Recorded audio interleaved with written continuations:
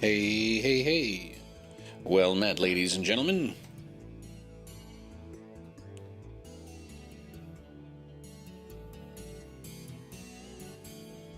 Yo, yo, yo, yo, yo. Hey, everybody, let's get it.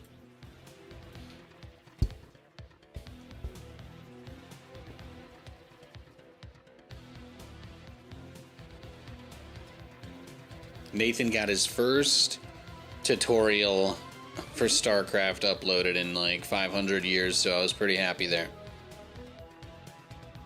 Got a few shorts up today as well.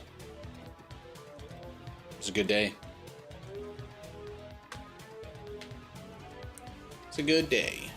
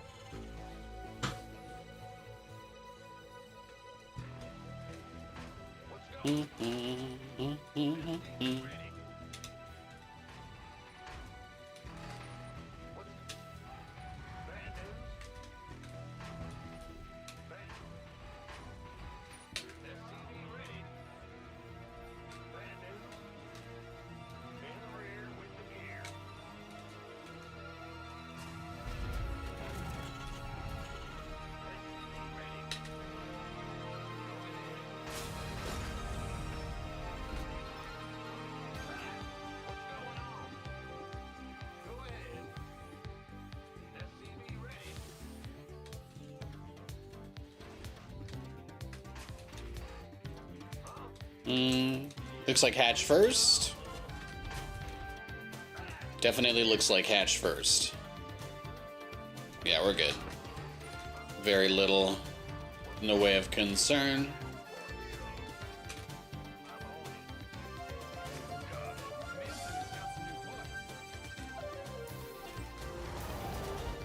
Yo, Pilot G, hey. How's it going, handsome?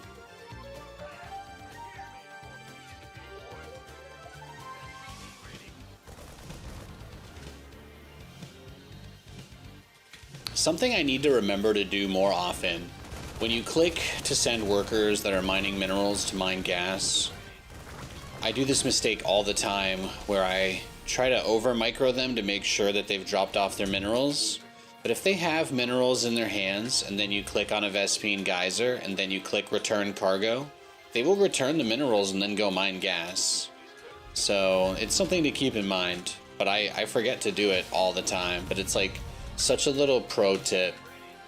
I need to make a little video about that. I feel like that would be like a good little mini tip. But yeah.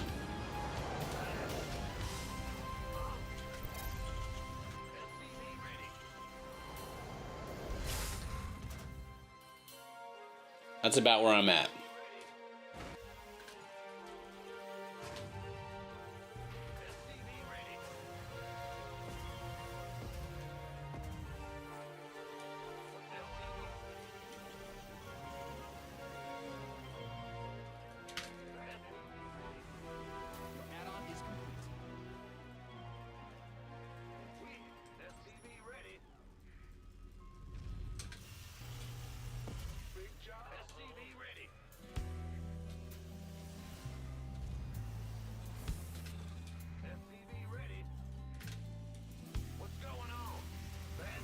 I had like a fever dream that the other day I was streaming and Nama came into my channel and asked if I had another build for him after 10 years. I feel like that happened recently, but it was so surreal. It really took me out of it. I'm not even sure. I'm not even sure if I was dreaming.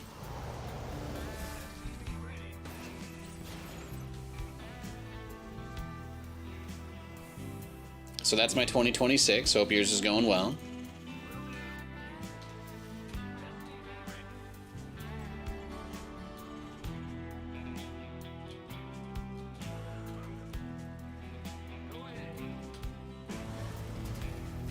Also, apparently StarCraft 2 is no longer going to be a part of EWC based on...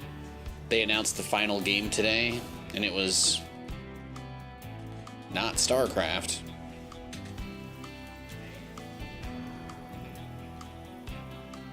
Some sort of racing game, right?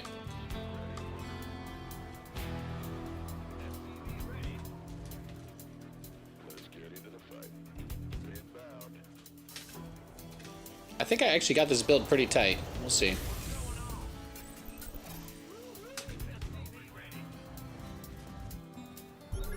Yeah, so the Saudi money is dried up for StarCraft, it looks like.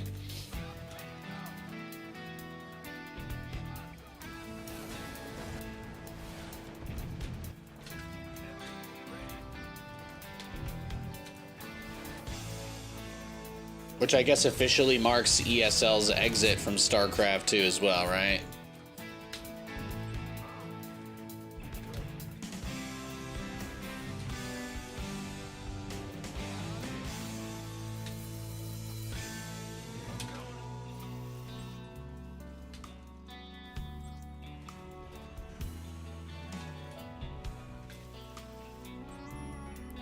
Was ESL left was the last one for the longest time.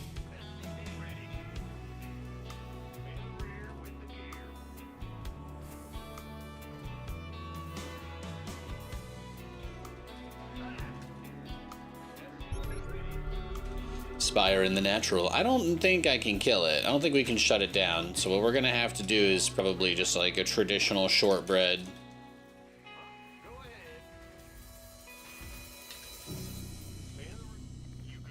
You know what I'm saying?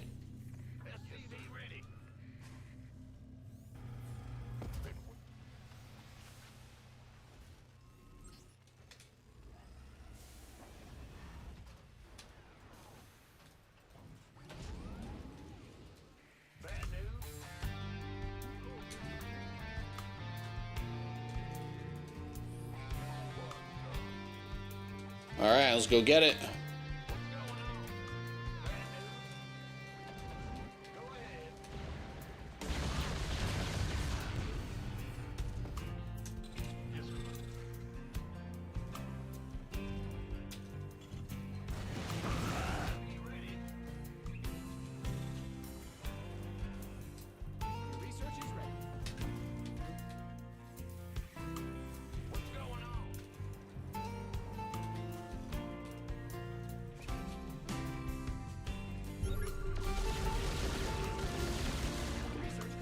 Wow, this guy's turtled up, huh?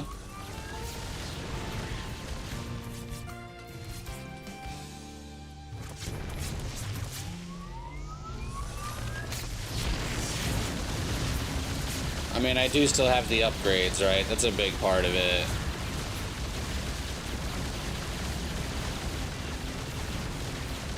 Oh, he had a second Spire, too.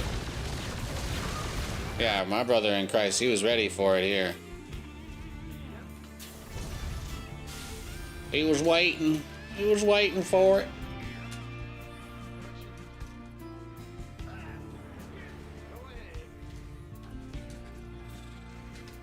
Losing a DC is never fun, but it does happen. Should I scream at the top of my lungs for 45 minutes to make up for it?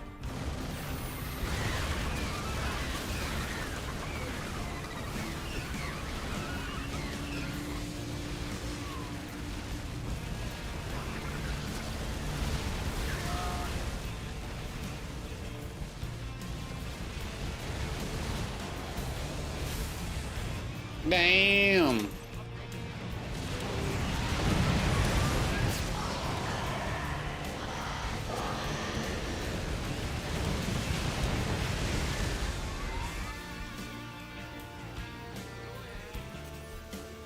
He's trying, that's for sure. I mean, we knew that big attack was coming. He was definitely looking to do a big roach shove, so the fact that we survived that is pretty nice. I don't know how long we'll be able to hold out if he does that multiple times, but...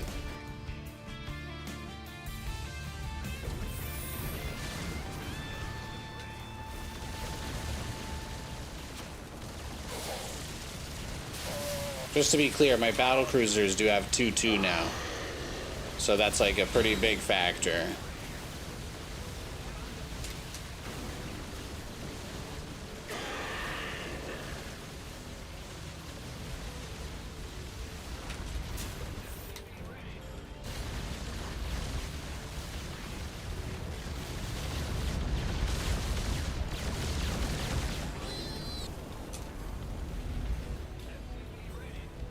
Ooh!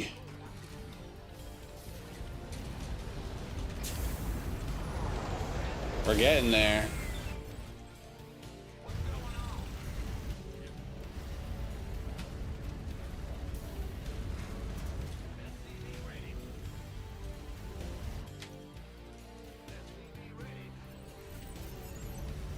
This is gonna get crazy. I think he'll kill us with the next push, but if we hold this, then we're back in the game. That's my diagnosis.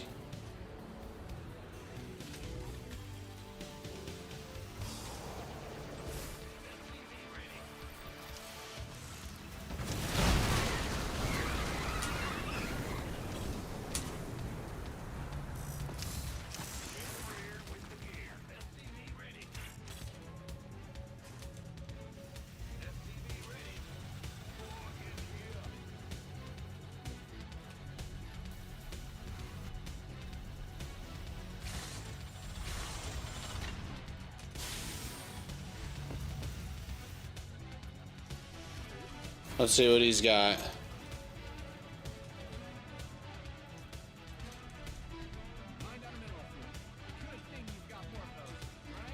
Okay, he's only just taken this one. That's nice. Good to know.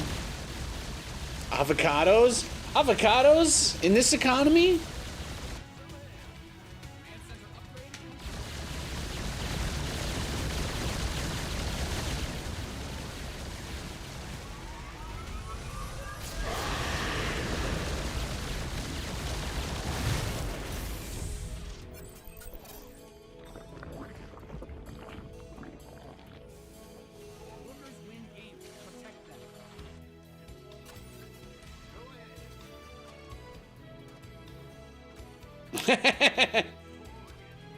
No! You're gonna have to work for that. You can't build there. Something's in the way.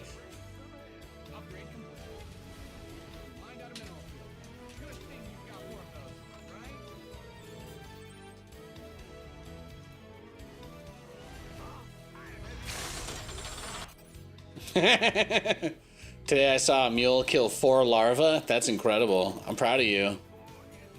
That sounds like a feat. I mean, I guess you might not have been the one who did it, right? So.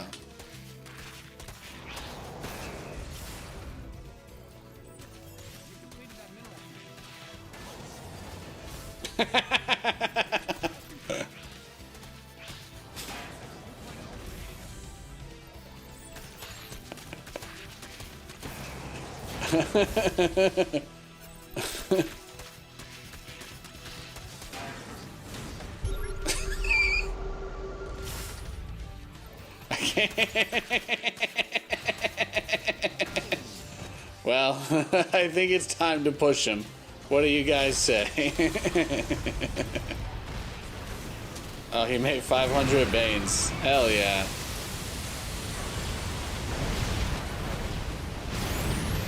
That's okay. We're actually going to end the game right now, so you don't have to worry about it. That's literally what's happening.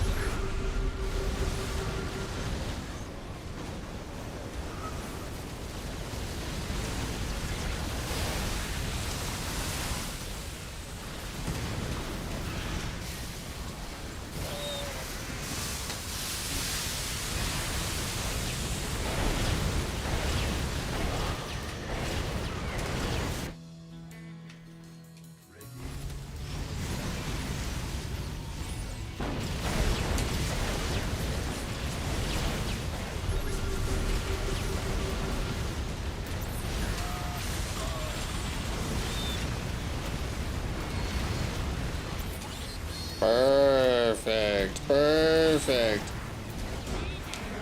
There it is, baby. Mmm.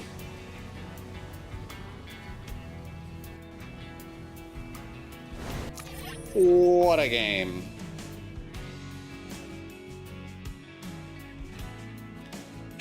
I mean, he went and popped that base, right? He went and popped my base open, and all I could think about, oh, Island Time Huckleberry. Oh, all I could think about while he popped my base open was, I'm like, I was about to pull all my SCVs and all in you now anyway, so thank you for accelerating the timeline, I guess. We got 9.9k resources lost for us to 23,000 for him. That's probably good. You don't want to have chapped lips, guys. You know, that's negative aura. Chapped lips are negative aura. Don't forget that. Great game. Great game. Great game. Appreciate it. GG, well won, etc. Hive mind. Let's go next.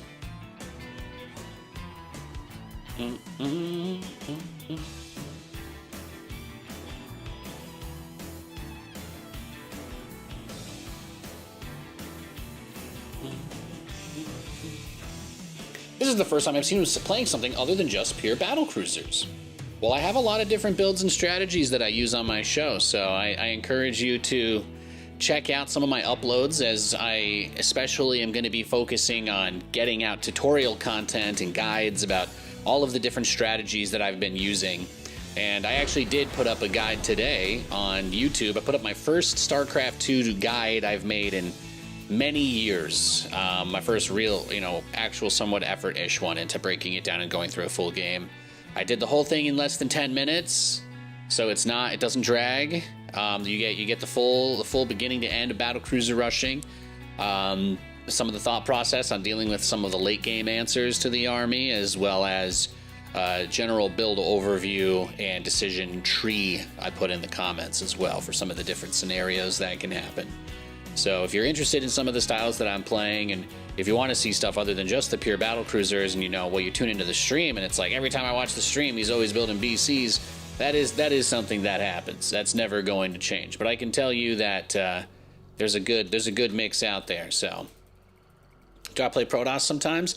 Sometimes if I'm playing co-op, I'll play a Protoss commander, but I gotta be honest with you, man, I used to love playing Protoss 1v1, and then they nerfed, they got rid of Graviton Catapult. That was like, it was a shot through the heart and you're too late. So they did the equivalent of giving love a bad name when they removed Graviton Catapult.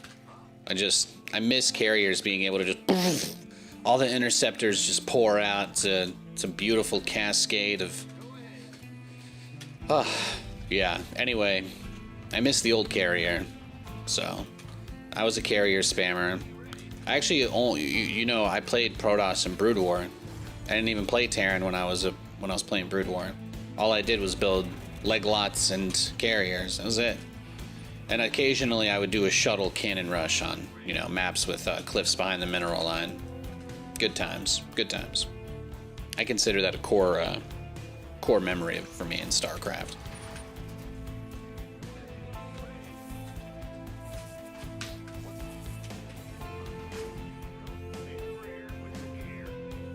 I wish they would buff carriers. I said it. I know, I'm crazy. I know, nobody wants that, right? Just Nathan. Well, I'm a little different than everybody else, so can you really say you're surprised?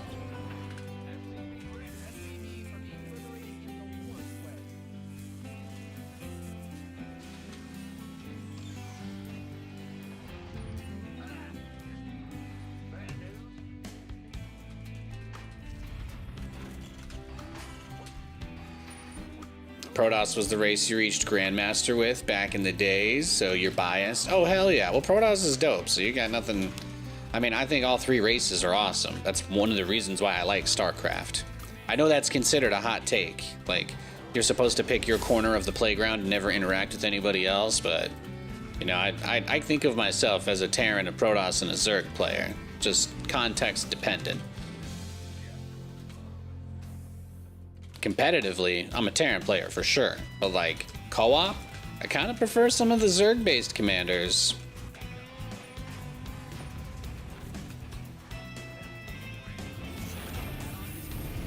Best campaign was the Protoss campaign for sure, no doubt. Legacy of the Void was the most interesting story they told. Epilogue wasn't really great, but technically at that point the epilogue is no longer right. The epilogue as it stands is the name epilogue kind of implies that it's an after. It's like an after for the whole thing, not just the specific part you just finished. Because there was no epilogue for like Wings or Hots. We didn't get that, so I just have to assume. The epilogue was meant for all three of them. Otherwise, we would have had 3 epilogues, maybe.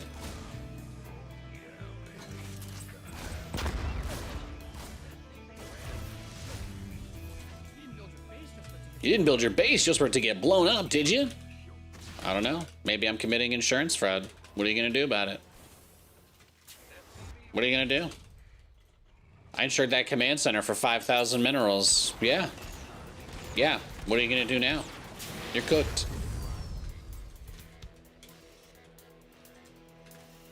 Yeah, of course. The catch is that I don't get the 5,000 minerals until I'm too old for it to matter. I get it. Well, rather I don't get it, but you know what I mean. I get it. I get that I don't get it.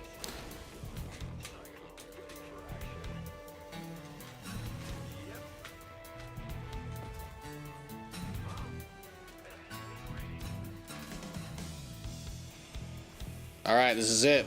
Let's go. It's time to get her done. It's nice to see someone playing StarCraft after so many years. Zerg was good to climb, but was too easy. Just Zerg rush and go next. Yeah, over the years, those like different strategies, the ones that were good, bad, ugly, you know, they changed, right? They rotated, they flip-flopped it and reversed it. They let them work it.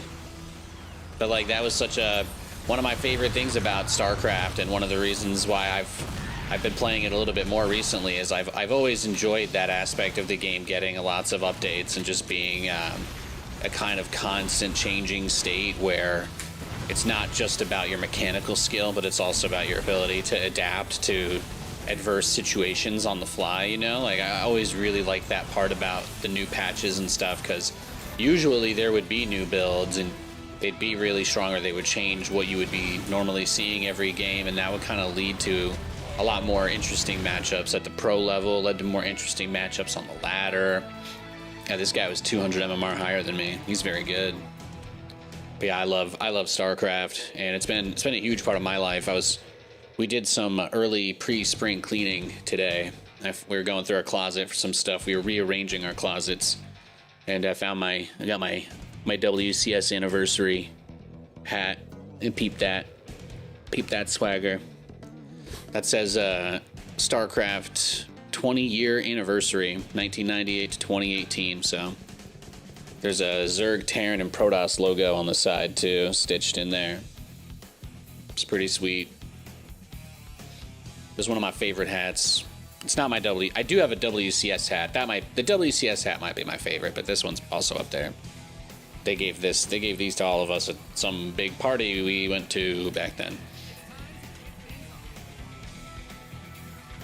It's crazy to think that I look at my 2018 hat, I look at my StarCraft 20-year anniversary hat, and I'm like, oh my god, StarCraft, my StarCraft 30-year anniversary is about to happen, right?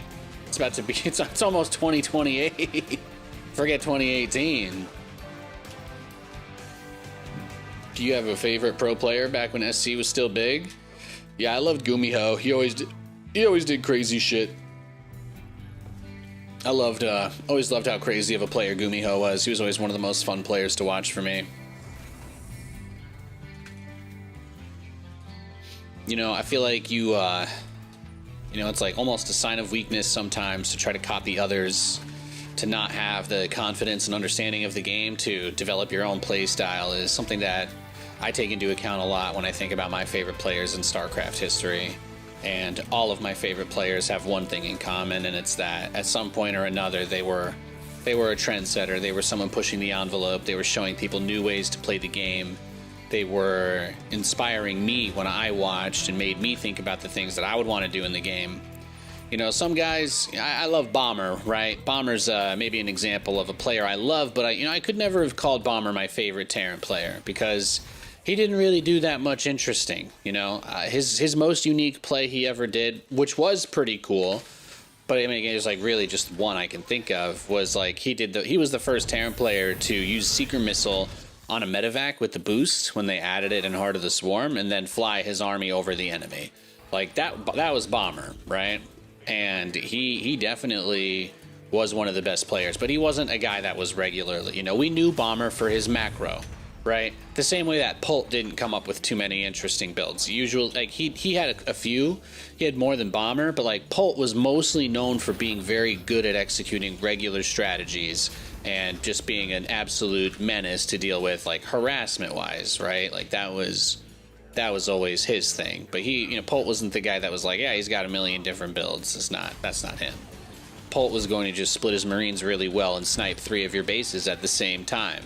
So as much as good as he was, like, he couldn't have been one of my favorites. You know, Tasia, I would say no. But when I think about the most creative Terran players, when I think about the Terran players that really made me think a lot about the game and about things that were, you know, maybe considered not doable, but then at some point perhaps doable and all of that, it's like Gumiho's a huge one. TY, MVP, oh my goodness, that man got more units nerfed. That man single-handedly, bro, those guys were crazy. I mean, if we're talking like the really old days, guys that haven't played in forever, you know, like MMA was a big one. MMA was always fun to watch. He was always doing crazy shit. All those Slayers guys were nuts. You know, it's a reason why you love watching players like Scarlet. Like, Scarlet always busting out some crazy-ass Zerg builds you'd never seen before. People would be like, oh, no, it's end of the tournament. End of the tournament. You got to be, like, scared to do something crazy here. And then you just have a player like Maru just build his Brax right outside the cliff of the other guy's base. And, you know, Maru's an interesting one for me because he's the ultimate weapon for Terran, if you ask me. Like, He truly was a player that at many times did come up with his own metas and get them nerfed, but then he also could play the most boring standard builds better than everybody else. But he didn't really go far enough with his adventurousness for me personally. I don't feel like he put enough at risk or at stake, but I'm probably wrong there. So, but I would probably lean more towards like TY, Gumiho, MMA. Those are some Terran players that really defined the race and its builds and strategies, especially in their primes. Just some guys that, you know, MKP was a fantastic player, and he might actually have been one of my favorite micro-based players, but MKP was not a guy that was coming up with, you know, wonky strategies and doing crazy shit. That wasn't him either, so.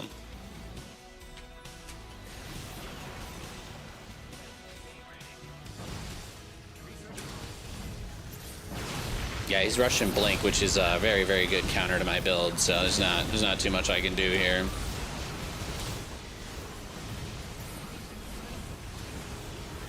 We just gotta hope we get matched up against somebody else. Protoss is a hard matchup to play. Blink Stalkers are so good. GG. Maru made late game possible when no other Terran could. I mean, Maru was really just the only player that could play fast enough after Terran got nerfed 500 times. Like, that's the truth. They made Bio a million times worse. Like, every expansion added 2 units per race, and for the Zerg and Protoss, it was like, fuck Marines units, you know? So unless you became twice as good of a player, you lost the ability to use Marines in most of your games, because they never gave Bio anything that was close to as good as the things that countered it. And to be fair, Bio has always been the strongest way to play for Terran, and Marines probably should have been nerfed at some point. Marauders probably should have been nerfed at some point, so this scenario never occurred. But at one point, they did raise the skill cap, the skill floor required to play Bio so much that it literally just became a handful of pros, which is like kind of nuts to think about. But there's less than, what, 5 people who can play at that level consistently, which is crazy. And then you look at Zergs and Protoss, and they all have their own unique ways that they play for the most part. But for Terrans, you know, they've always been always been forced into a strategy that kind of sucks, honestly. People who win just do it through insane multitasking and micro. So it's like, when you watch Clem and Maru and all those guys win, you don't think about how good their units are. You think about the fact that those guys are literally in 7 different places at once, which is absolutely gnarly, you know? But they're not. They're not being aided by the units they're using most of the time.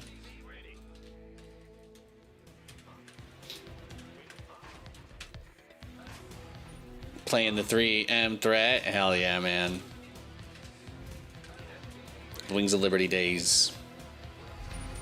Dude, it was like, I mean, but people were coming up with new builds every day back then. It was so sick.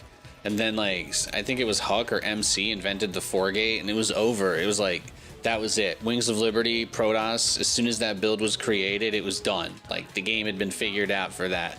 And nobody, that build was just like the ultimate menace of PvP for the entire rest of the game. And it felt like such a long time. And you're like, well, actually, Heart of the Swarm came out like 3 years after, so it really wasn't that long. But like, it felt like a long time because there was so much constant change and adaptation that had to happen. And I personally wish that they had, you know, tried to keep the changes in the vein of like strengthening alternatives to strong strategies. I feel like the biggest mistake they made was, you know, trying to fixate on, you know, they treated balance like playing whack-a-mole, like they were problems that needed to be solved. But, you know, the developers, I feel like they probably should have tried to see some of those situations as opportunities more than problems, and maybe things would have been a little bit different. But, you know, as much as I love still playing StarCraft, it's, you know, we're at that point now. We're at that point now where the adventurousness in the relationship is gone, right? You're not trying all that much new stuff these days, are you? You've got a routine. You've got a routine. Most people have a way they like to play. Most people have an understanding of how people play these days. So, like, the kind of shakeup that it would take to upset the apple cart in that way would be kind of crazy, you know? So it's like, I love reminiscing about those days because those were the most fun. They were the most fun because there was the most going on. It's just how it is. There was a lot going on. My peak was like Heart of the Swarm, early Legacy of the Void. Then they reworked battlecruisers in 2017. I got a new lease on life.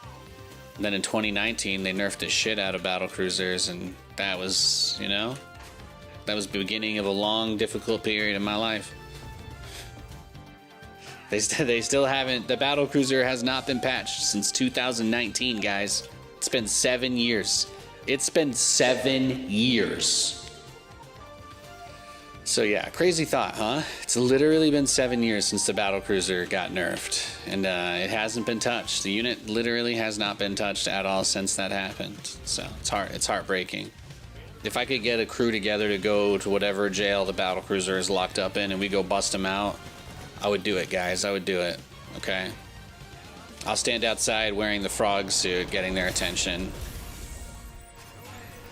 Appreciate y'all assuming the risk here. Thanks.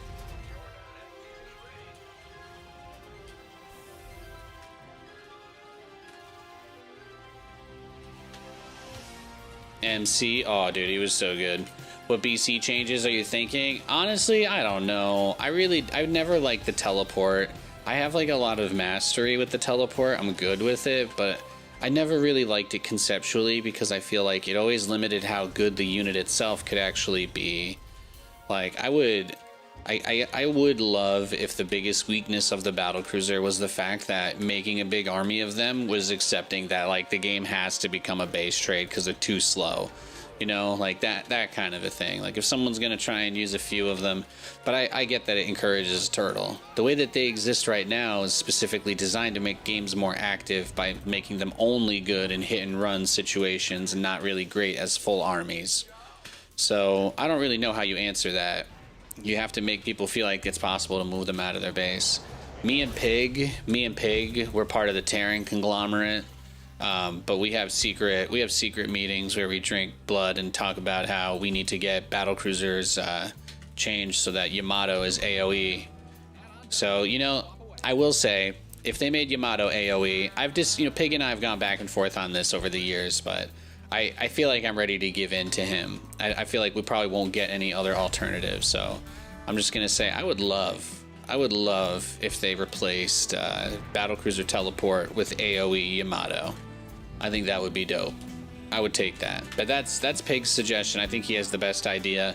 I don't really feel like disagreeing or arguing with him because I feel like he's got a lot more sway than I do, so it'd make my life easier to just agree with him. I mean, he wants the same thing I do at the end of the day, which is to make the game more interesting. I don't know if it would be balanced to have Yamato AoE, which is the only reason I'm not 100% on it. But if he says so, you know, I feel like probably not a bad horse to back. But I've never really liked the teleport because I feel like it's kind of unfair to be able to teleport anywhere on the map without vision. Like, it does open up a completely unique degree of gameplay, that's for sure. But like, at what cost? Is it one of those things that's way more fun to use than to be up against, you know? Oh shit, here we go. He's making banelings outside my base, guys. He's making banelings. There's Mega Binds.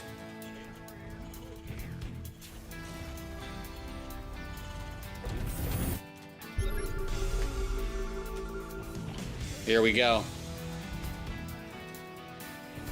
Shit just got real.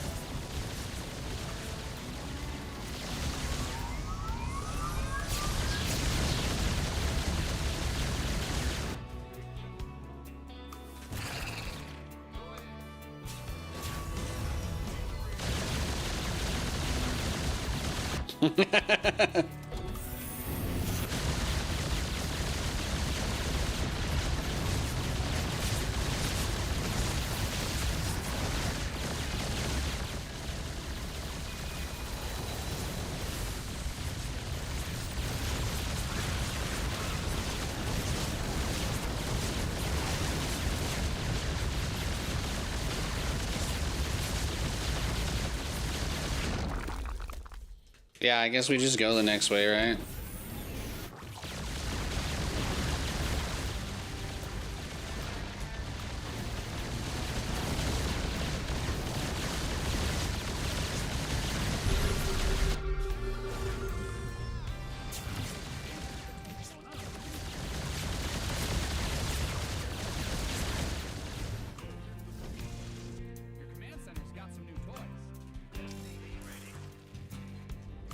What a game.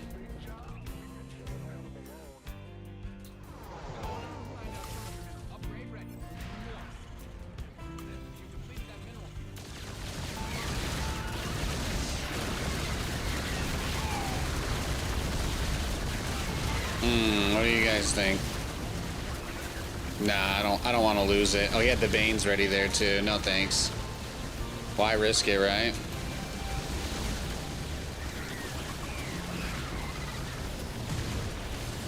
Oh, he's got Corruptors out already, too. Oi, oi, oi.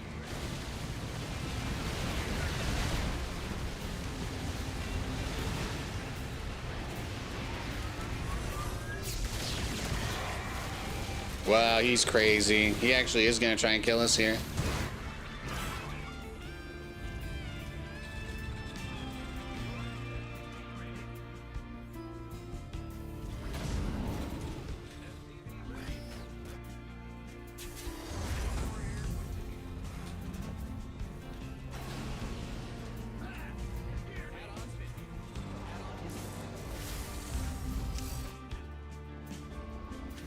Look at the aggression coming from him, though, huh? I mean, he wants it. He wants my love and all my lovers' revenge, that's for sure. Me and him, we could write a bad romance.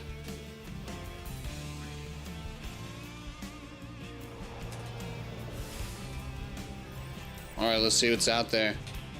Yeah, what are you looking for? You just checking air paths? Thank you for letting me know another spot to cover up.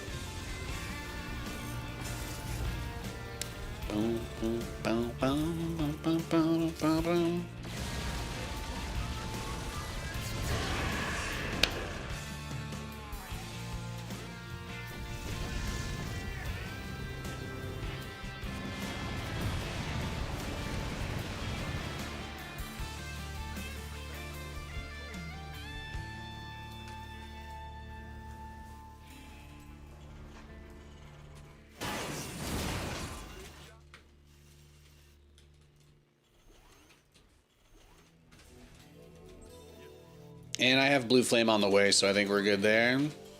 Let's get another base. Does he have infestors coming out yet? Not sure. Bow, bow, bow, bow, bow, bow.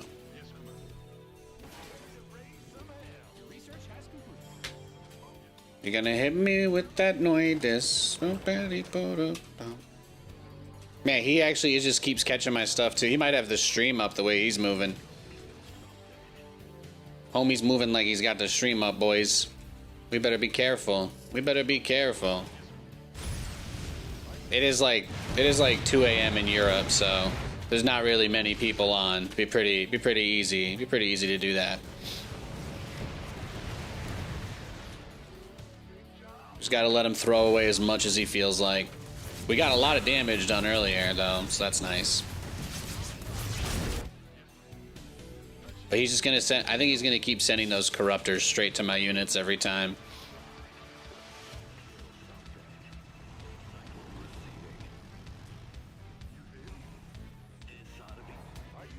Let's do a little poke. Yeah, it's just because there's not that many people playing right now, right? That's all. Low server pop at this hour.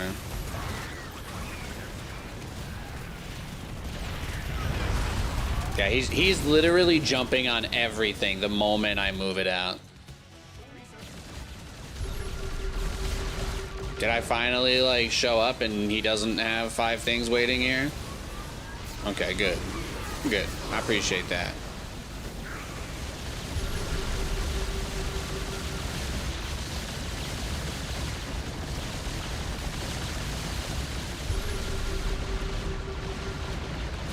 He's wild. It's 1 a.m. here in the Netherlands. Yeah, yeah. I know my time zones. I'm good.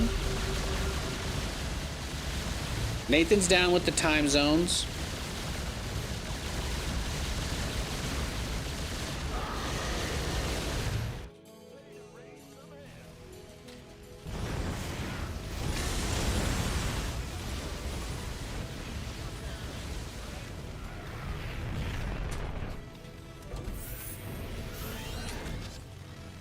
I'm just like, he's just going straight to all my stuff out there. I don't know if he's got something burrowed here. Where is he getting the vision? Oh, he does have stuff burrowed outside my base. Look at him, he's adorable. You got anything here, huh? No? Is that it? Just there, just there. Shame. Guys, I was like, how does he know where my stuff is? Is he watching the stream and he's literally got banelings burrowed outside my base? I probably went right over them. All right, he's going the wrong way. His corruptors are headed the totally wrong way, so this is an opportunity for us.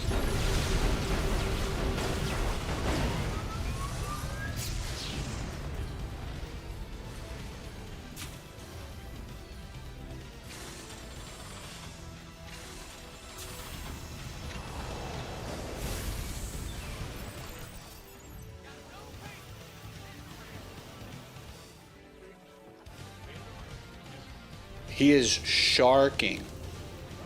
He is sharking for these BCs.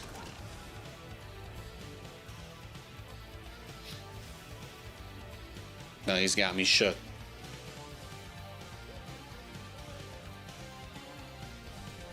He's probably got stuff burrowed on every base, right? So I think I revealed myself there. Oh, this is nice.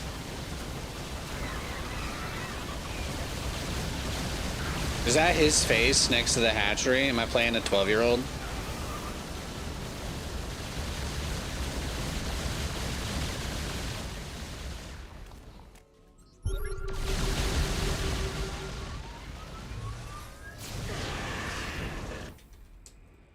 Take what you can get.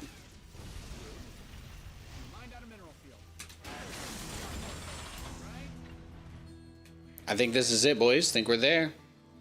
Let's go.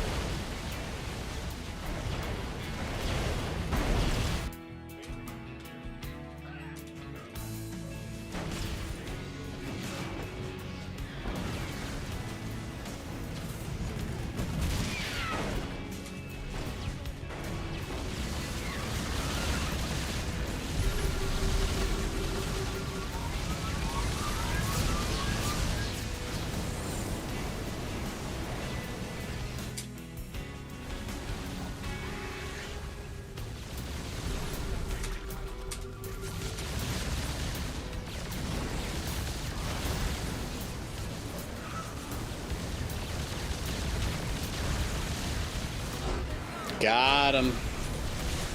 Beautiful. Beautiful. We love to see that, don't we? We love to see that. That's the good stuff.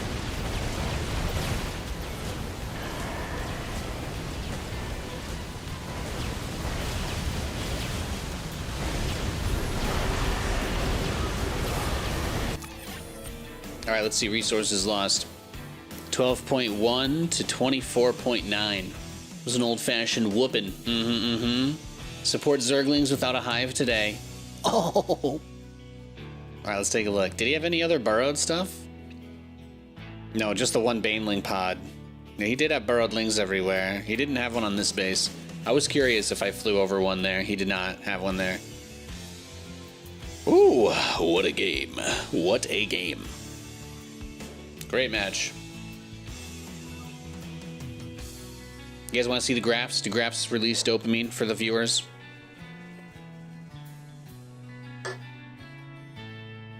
I think Katie went to work, so I can open the door here. Just in case the pooch wants to come by. Lou gets anxious when he's separated from me. He gets very anxious.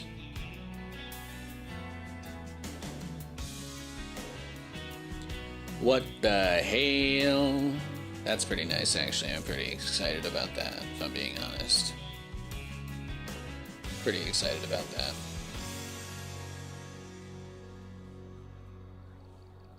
Graphs do give you dopamine? Good. Let me open the door.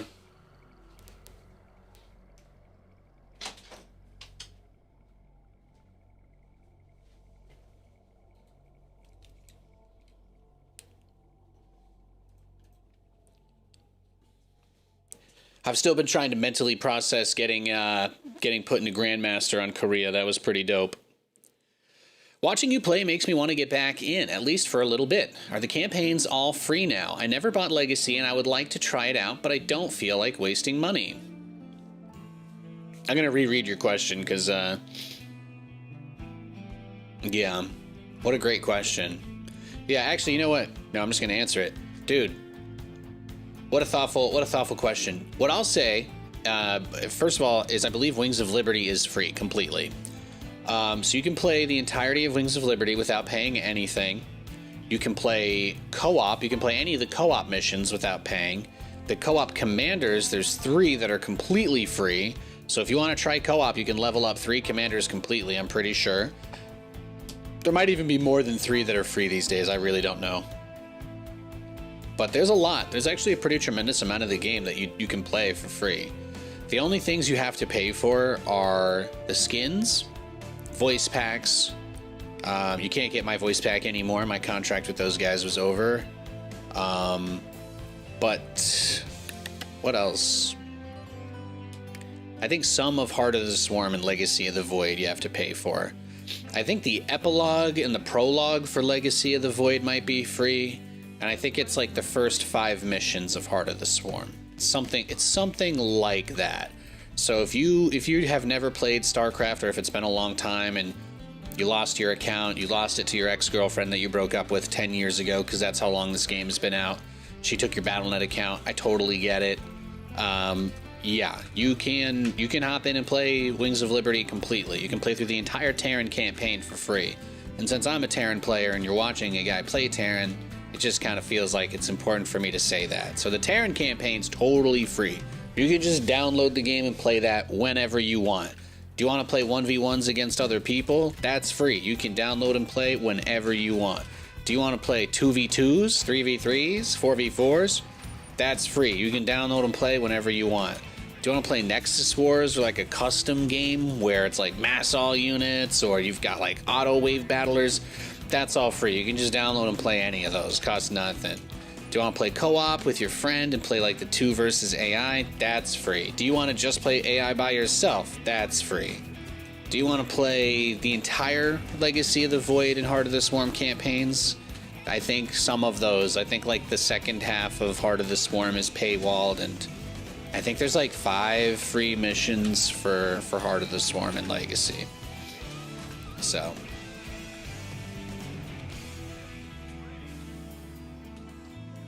What was that? Am I getting cheesed? Were those lings? Ruh-roh, Raggy. Just gonna hold the ramp and wait for him.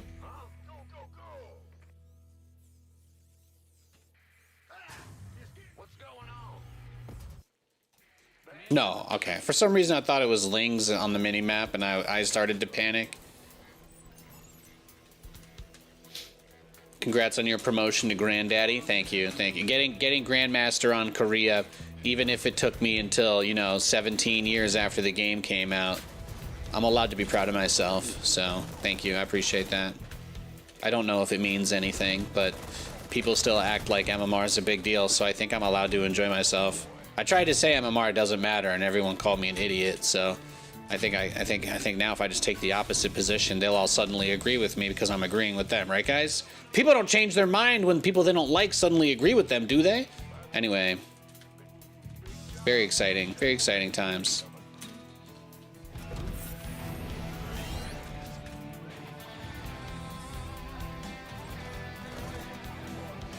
Yeah, Korean GM, pretty sick.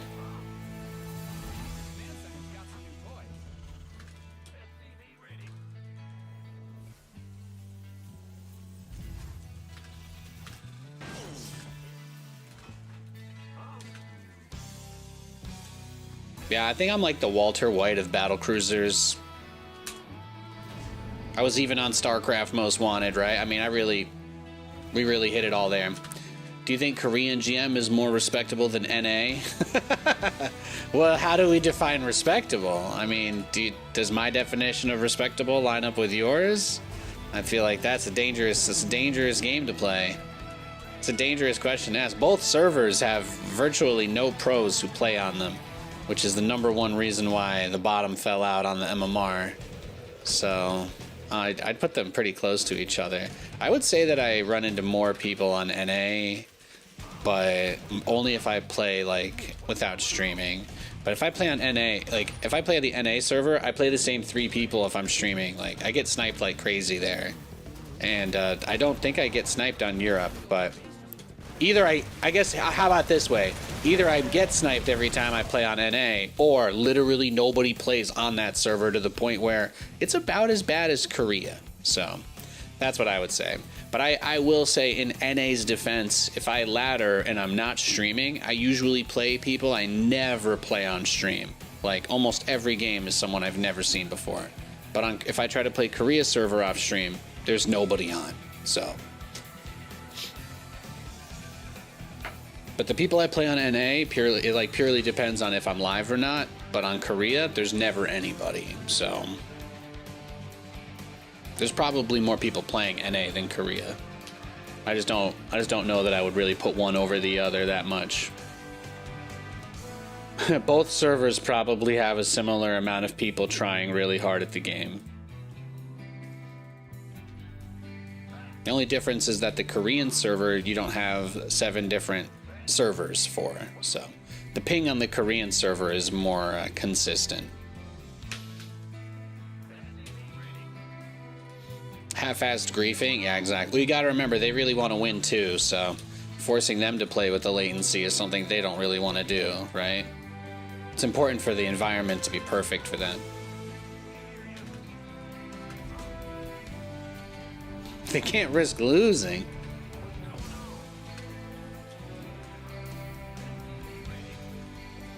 Got a Protoss player.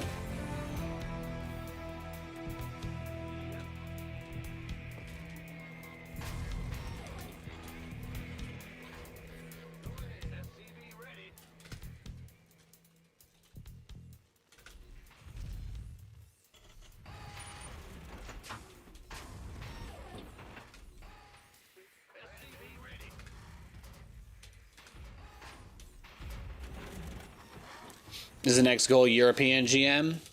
I mean, I guess I might get it at some point. I got it, like, the last time I tried, I did get GM on Europe for a day.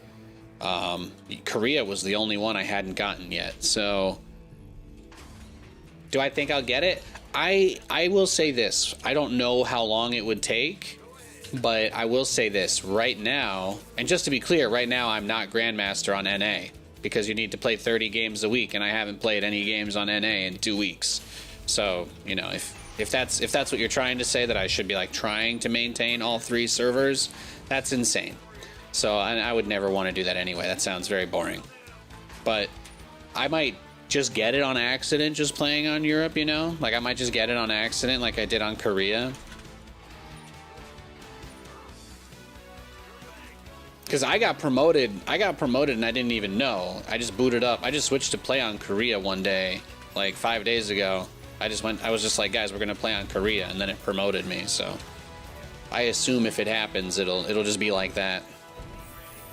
So I probably could get European GM, but I think the biggest thing that affects that is the lag.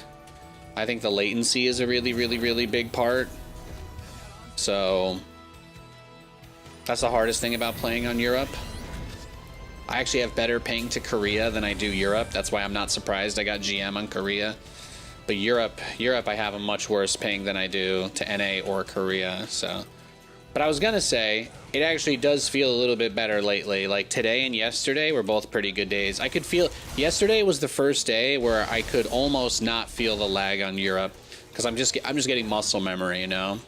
When you're doing those stutter steps, when you're making those little movements, you guys have probably noticed, but when I play on NA, I obviously never lose a battle cruiser when I'm microing it, because I can teleport out with 50 health and it'll get away. But on Korea, or if I'm on Europe, you know, there's 180 MS before that click goes through, so I need to account for 180 milliseconds of my battle cruiser taking extra damage before it can teleport, and because of that, it's really the muscle memory. It's completely different. Like I used to go on as soon as the BC hits red health, teleport it out. If I'm playing on Korea, I have to teleport it out at like orange health. If I'm playing on Europe, I have to teleport it out at yellow health. Like it's a huge difference. So that I'm not even saying that it's insurmountable. I've been saying for the last few weeks since I started playing on Europe that I just think I'm going to need a month or two to get to the point where I can play those high quality games. So I do feel like I'm actually making some progress. I felt like yesterday's stream, I didn't feel the lag too much. Today's stream, I already don't feel the lag too much. So I haven't even taken a blinker off camera yet. You know, I'm at 100% right now. I'm feeling good. The only thing I might need to do is put on more chapstick, because damn, it feels nice. But like, I play on Europe for a few hours, then I go play a handful of games on Korea, and it is like taking the weights off Dragon Ball style, because it's like taking the Dragon Ball weights off. I just have so much. I guess he wants us to macro out of this, huh? Look at this guy. He's crazy. He's taking his third base during that. He's an absolute nutter. So what we're gonna do, because this guy really wanted to blind counter our strategy here. So what we're gonna do is just wait for him to kill us with Blink Stalkers. The reason why we do what we do is because Blink Stalkers kills everything. The only way I could win this game if I really wanted to would be making tanks. I'm just going to hope he finds a way to throw the game, though. I don't want to build siege tanks. I'm not going to build tanks.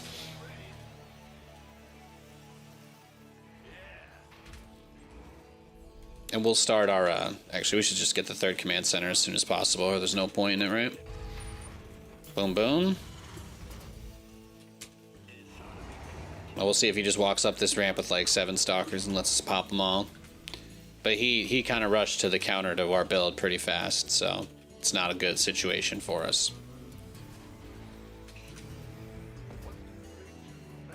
I won't bore you guys too long. He'll kill my whole army pretty soon, and then we can go next.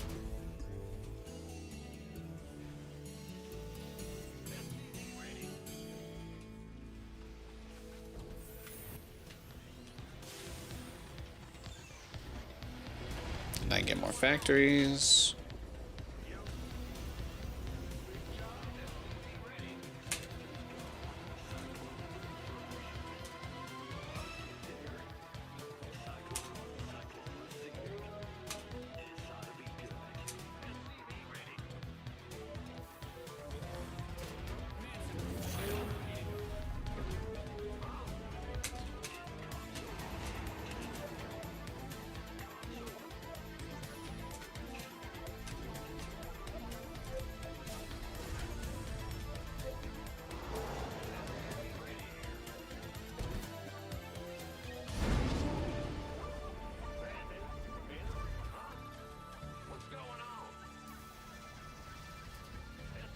Well, let's see if he's gonna cave my face in now.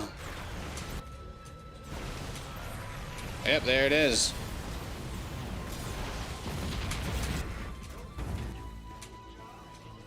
Wow, did he actually find a way to throw? I wasn't being serious, but I appreciate it.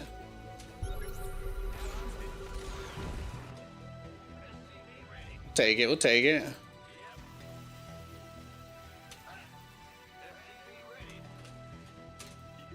Thanks for the inspiration. You're going to play a few games and go to bed? Hell yeah. Hey, Nate, thanks for posting the guide today. Really enjoyed it, plus the thumbnail.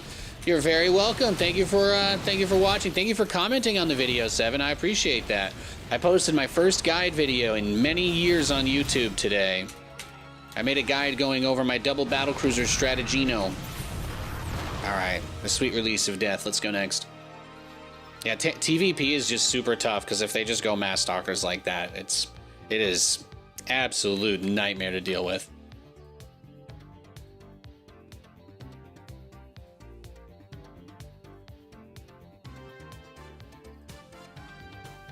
I even put a nice little highlight from that game into the video and then made a short from it. So there's a reel that links back to the main video, so it's nice.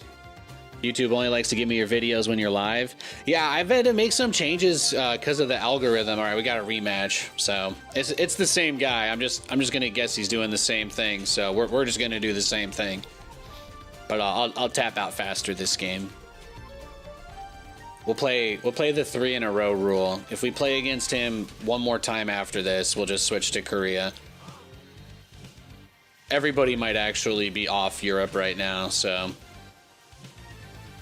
I'm just gonna guess this guy is just gonna rush up to 1,000,000 Blink Stalkers.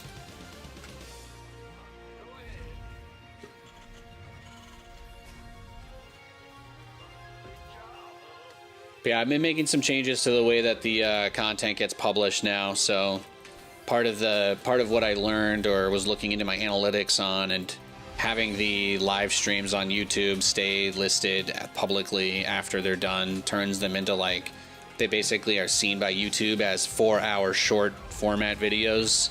So I really don't want people to get those pushed to them when they're not running. But they also count against, like, my analytics, basically, because nobody watches them afterwards either. So they perform best while live. So I'm switching to not having those automatically be published anymore, which should help with everything else getting pushed a little bit more effectively. So there should be a lot less low engagement videos or whatever. So that should help people get the new stuff I'm sending out a little bit more effectively. And then I also raised the stream quality for the YouTube stream too. And I've got it set up. I've got the dual replay buffer set up again. So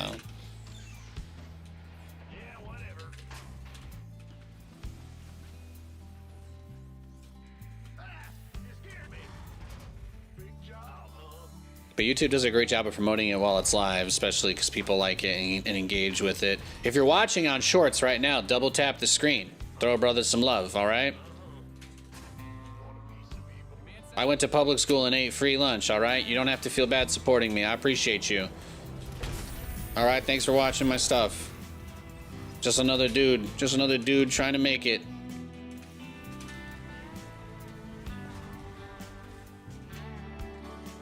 Instructions unclear. Fist through TV. Yeah. Yeah, so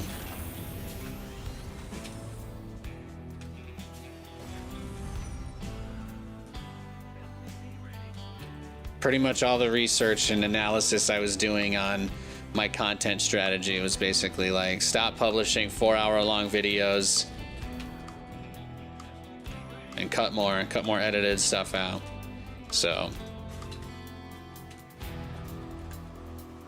be doing lots of that. They're doing lots of that.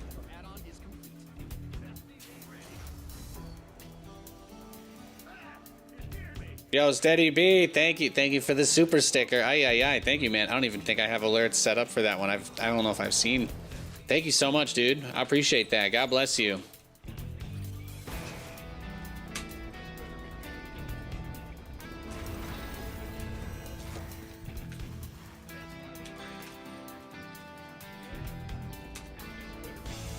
Yeah, I'm supply block too. This game is over. I'm just gonna walk up to him, die so it looks like I tried, and then go next. We'll just see if we can avoid getting a 4th game in a row against him, if that's possible.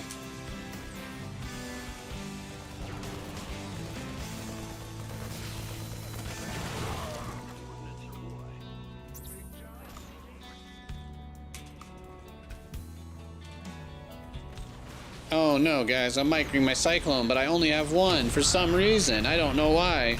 GG. Okay, let's see if we can dodge him. Yeah, he's playing unranked, right?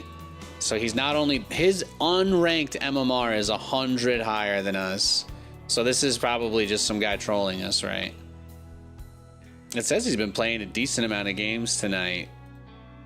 Was he actually playing these games? Yeah, he was. Okay, yeah, it's just bad luck. It's just bad luck. Let's see.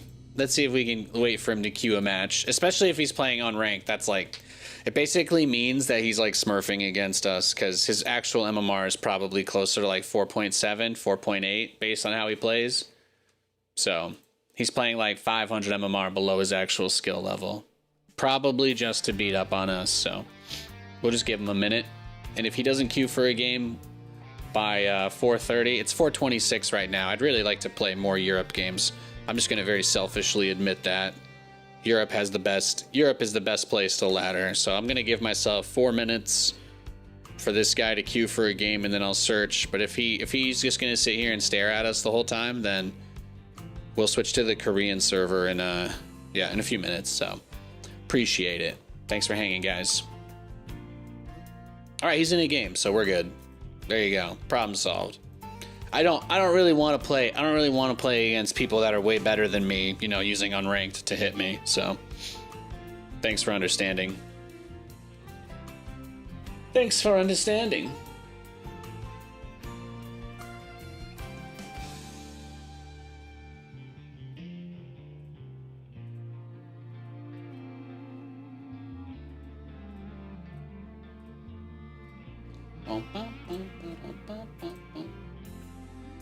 I got a 1-star perfect soul for Furroll. Thank God.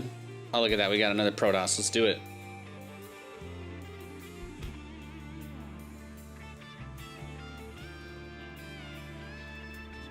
Why is Europe the best place to ladder?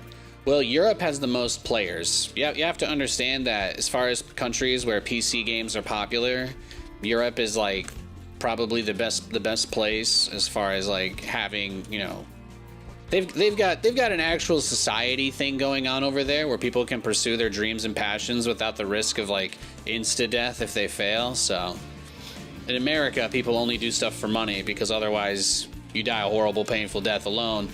But yeah, so in Europe, they've got a little bit of a healthier life culture. So more people play StarCraft is a very stressful game. Most people don't need more stress, but Europeans, they have a better quality of life, so more of them can play stressful games. It's just reality. They just don't have as many day-to-day things to worry about, so playing a stressful game like StarCraft doesn't have the same mental impact on them that it does for us. Plus, there's not much money in this game anymore, so it's another factor. You imagine giving up healthcare and steady living to play this game? Be crazy, man. Be crazy.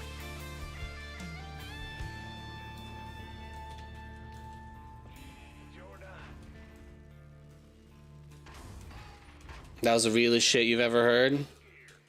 It's true, though. This country is just like a giant fucking microwave, bro. Just heating people up till they pop like corn.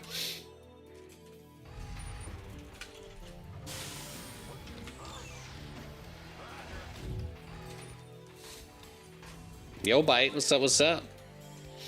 Time someone out? I don't think anybody has been banned from my Twitch stream in like 2 months, right? Have we banned anybody? And I honestly, I couldn't tell you. I don't remember. I don't remember the last time we banned somebody here, but it doesn't happen. Everybody here is actually really chill these days. I succeeded in my plan to get rid of all my old audience. I mean, I lost a lot doing that, but I much prefer the people I hang around with on my stream these days, if I can be real. So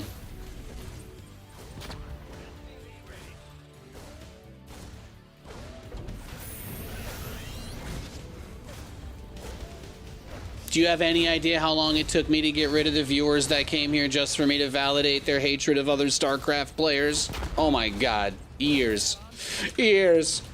But we've got a very good chat these days. Nobody gets banned. I literally could not tell you the last time someone got banned.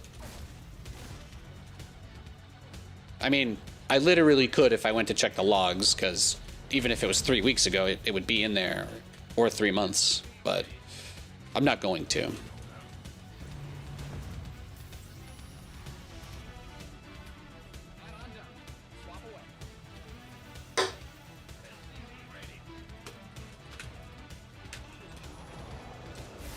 Nathan doesn't crash out on people for asking him how he's doing anymore, you know. We're in a much better place.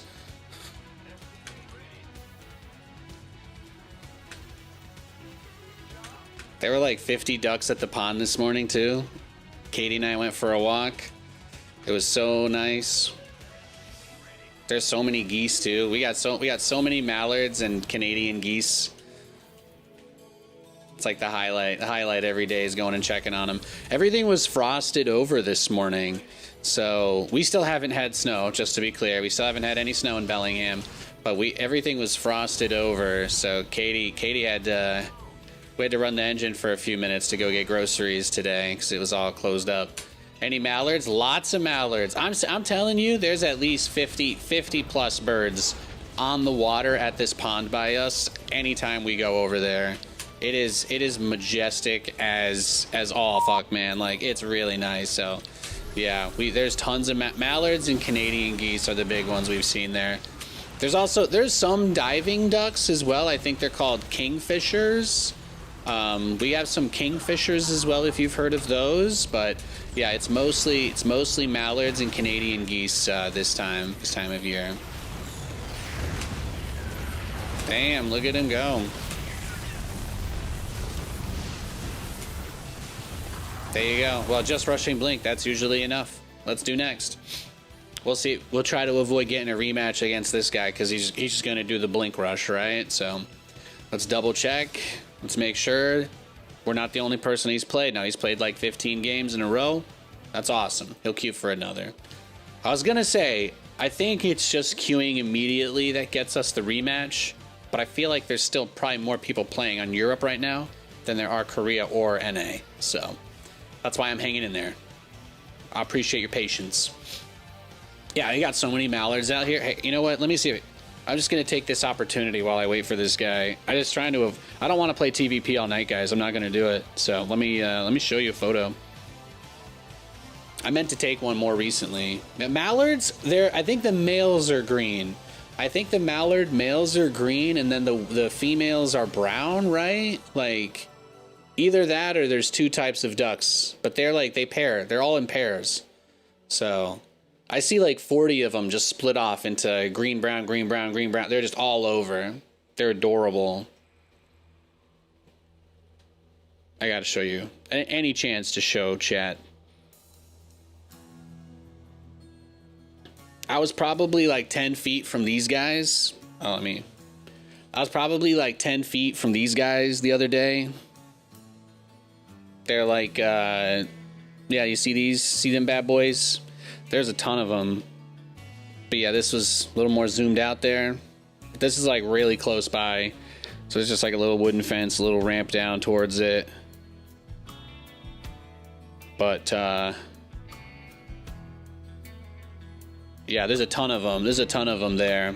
There's a bunch in the top left. I don't think you can really make it out on the camera. It's not going to work, but there's a bunch of little baby ones up there in the corner. Yeah. I think I told you guys the Seahawks quarterback uses the same bird watching app as us, so we're pretty cool. You probably knew that already, though, didn't you? They look like geese. There's also geese, yes. One of those photos was geese, just so you know. Yes. Yeah, the first one I showed you was those. I was saying there's Canadian geese and mallards, just to be clear. There's a bunch of Canadian geese and mallards.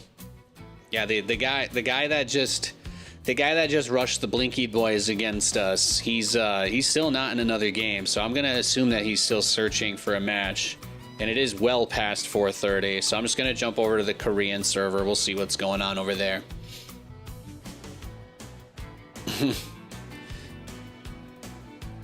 I have no idea, Parla G. I have no idea. I don't really eat duck. I just like seeing them at the pond, you know, that's pretty cool. Pretty fond of them. Do we feed them? No. Sometimes Katie will smuggle a treat. But I didn't tell you that.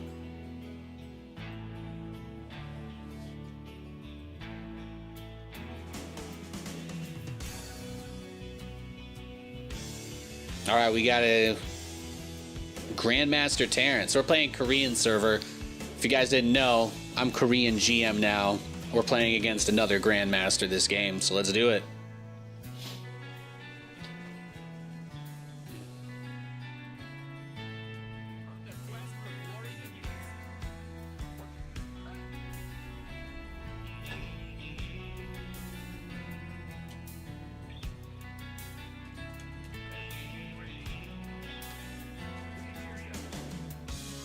I did it. Yeah, none of my stream snipers will play on Korea, so it's really easy to win here. Somehow Korean server was Nathanias' best. Legendary, man, thank you. Yeah. So I'll get some more picks soon. How about that? I actually don't have any recent ones. It's been so cold lately. It's been getting, I really feel like we're gonna have snow soon. I really want it. But it's been getting so freaking cold out here that it gets really misty and foggy every night because that pond.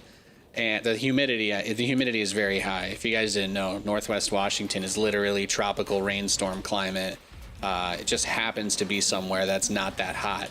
So it's snowing quite a bit in New York City. My dad sent, actually, no, maybe I'll show you guys the photo my dad sent me because I'm sure it'll make him happy if I had told him. But him and his lady, my dad and his girlfriend put together snowmen. They built some snowmen in their yard in Philadelphia.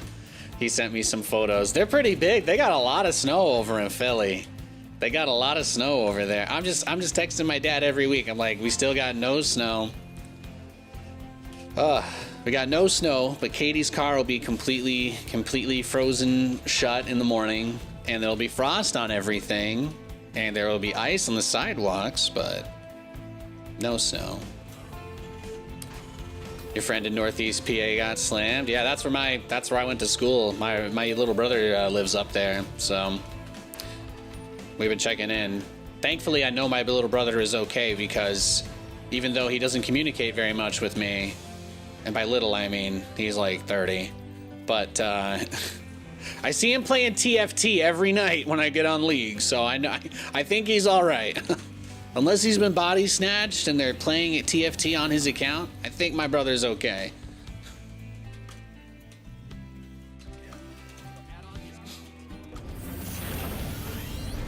If that changes, I'll let you know. Yeah, we would get some crazy snow up. We would get some crazy snow up northeast.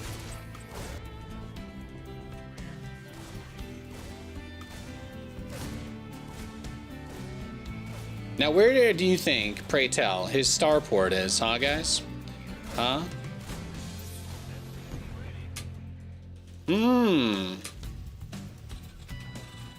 So he's got, what, Thor? Proxy Thor Rush? Is that what this is?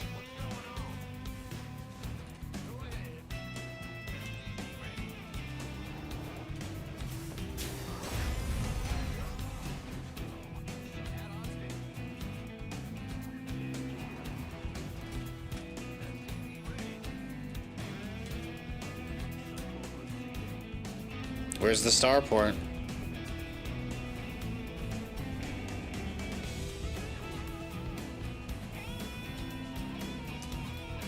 Probably proxy the starport. No. Nate, why would he proxy the starport if he needs to chauffeur the Thor over there? Pray tell. Can you expand on your logic, Nathan? That's a good point, actually. How the fuck would he get a Thor over here if his starport was proxied? Yeah. So, what if it's not a proxy starport? What exactly do you think it is? What if it's proxy +1 attack battlecruiser? I have no answer. I'm not responding to this bullshit. Not entertaining this. What you got? Yeah, see, it's right there.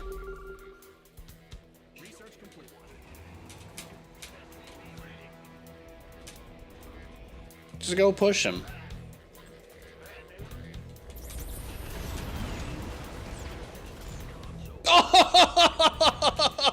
It was a Thor drop.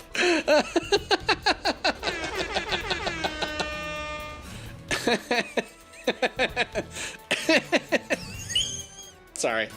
Oh, it's funny. I feel bad for him. Did you guys see that? Oh, that's funny.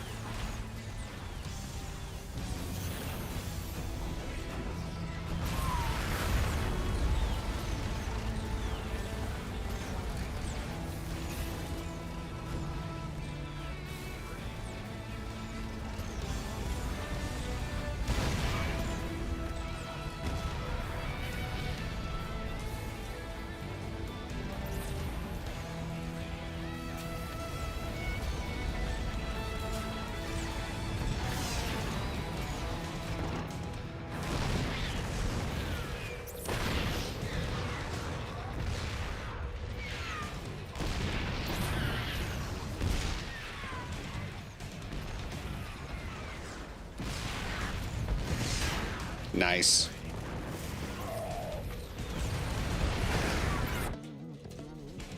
I mean, I could have made 2 orbitals before I threw that away, sure.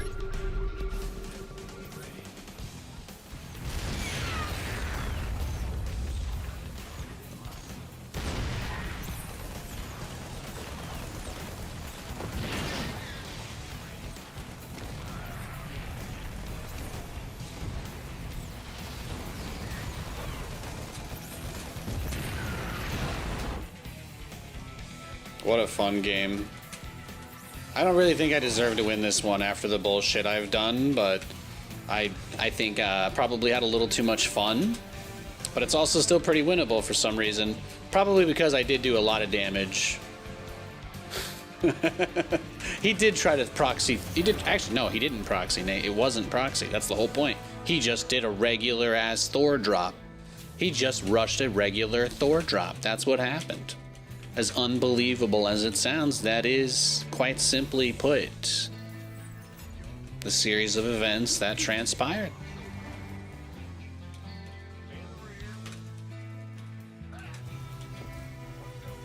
Now, the real question, Mr. Anderson, is once he doesn't think he needs tanks anymore, will he send another Thor medevac?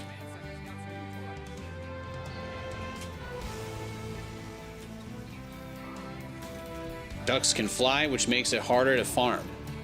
Interesting. I've never heard the lore breakdown on duck farming, but I appreciate it. That's an interesting thought. Not really. I just don't think. I don't know. I don't know if I'd be a duck guy. Just don't know if I have it in me.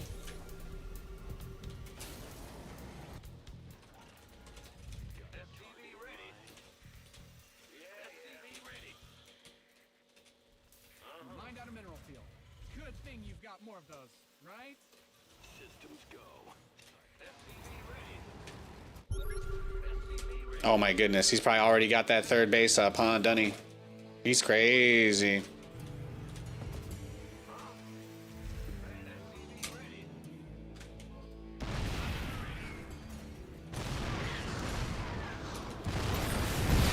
Nah, just gotta be fearless. Just gotta be fearless. Damn. Yeah, okay. Well, I had to try. We're just gonna go straight into BCs, boys. He is as turtled up as a turtle can turtle.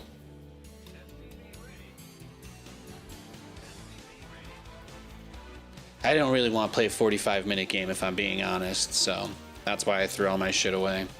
I absolutely had to try and do something there. I thought maybe I'd gotten enough of his siege tanks I could get 2 more there and cut the 3rd off on the side, but our boy is bricked up.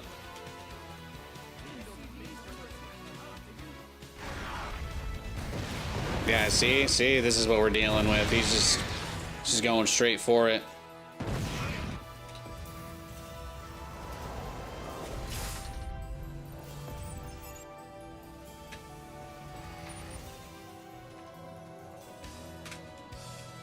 Well, when we play against people like this, really the only thing we can do, since he's just turtling, right? Incredibly hard, like as hard as possible. So he's probably never going to leave his base. So all we can really do, just go up to 5 starports and rush as many battle cruisers as possible. But we can't attack him because all he's doing is massing turrets everywhere. So I'm going to be really greedy. And if he decides to have a change of heart and come kill me, we can all act impressed and surprised at his game sense. And if he continues to just, you know, do absolutely nothing, then we can prevent this game from being too long. So the way I'll prevent this guy from wasting our time is just maxing out on BCs, and then no matter what he has, you guys know how Nate deals with these players. I'm just going to max out and teleport into his main, no matter what happens. That's all we're going to do. Yeah, I don't usually mind TVT too much, but there are people who play like this. The Thor drop gave me some hope, but he's got absolutely nothing but missile turrets and siege tanks, so no units coming over, no scouting. I think he scanned my BC like right when it came out, and he scanned this base right when it finished, but he doesn't.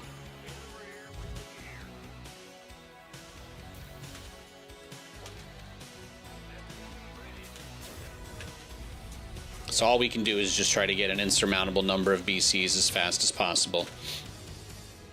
Because he's probably just going to try and max out on Tank Viking and then attack. Oh, really? Okay.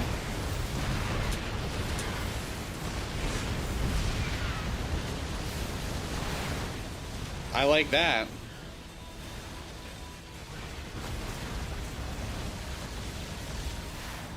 All right, GG. I'm glad. Thank God he ended the game even faster. I appreciate that. He just went straight to my units. That is A-okay with me. Let's go next.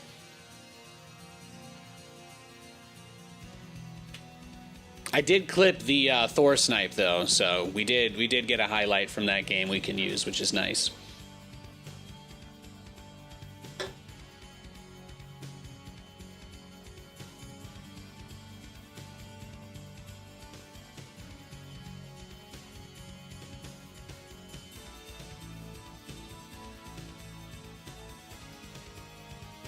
All right, we got a rematch.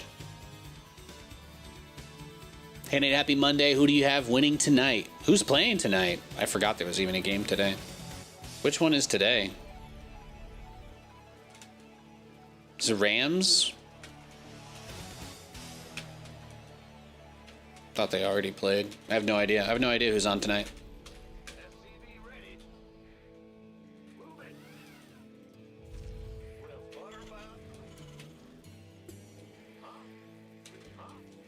Oh, college football championship. Yeah, I know. I got no idea.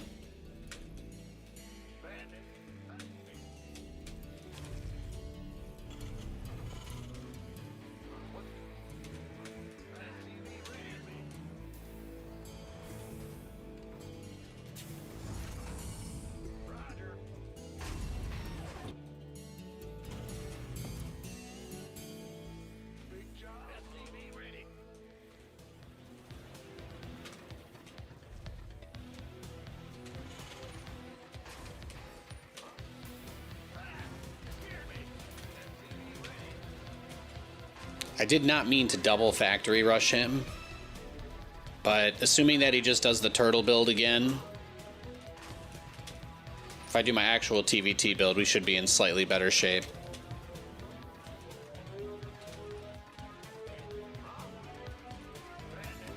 Oh yeah, good luck, huh?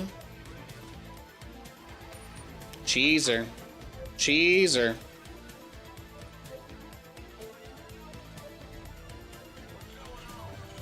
No, you guys notice how he waits until, he waited until the proxy to say good luck? Cheeky, cheeky.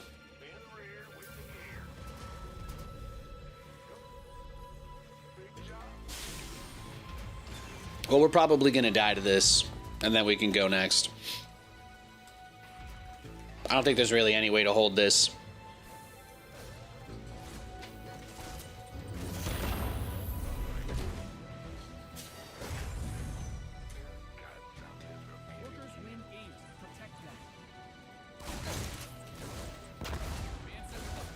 Uh-oh, I lost. Oh no, GG. Let's go next. If you guys want me to wait, I will. But if he does that again, I'll just send my SCV scout earlier. I just sent it too late.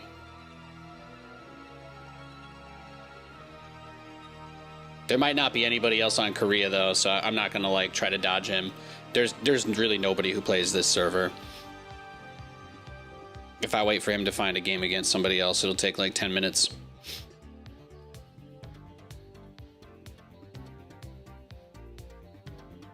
Yeah, I was like, oh my god, I thought there was a game tonight.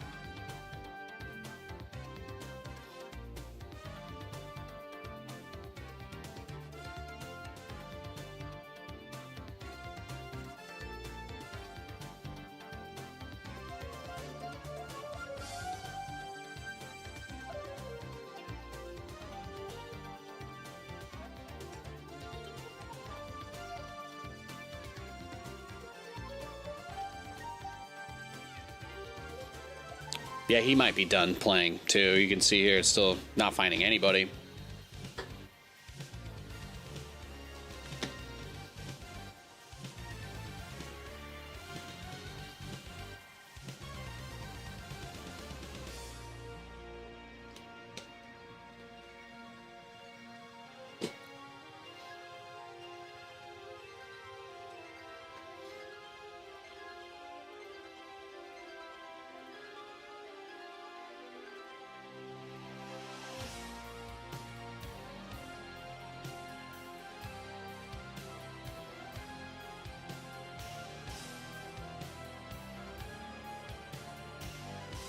All right, we got a TVT.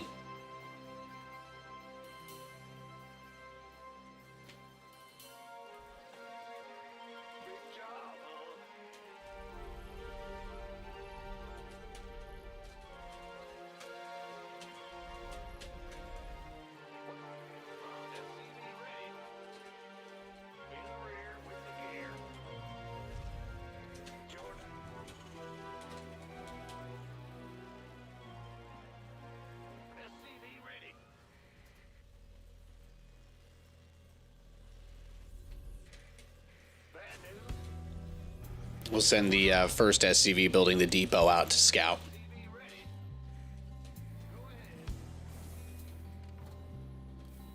It is a different Terran player, still GM.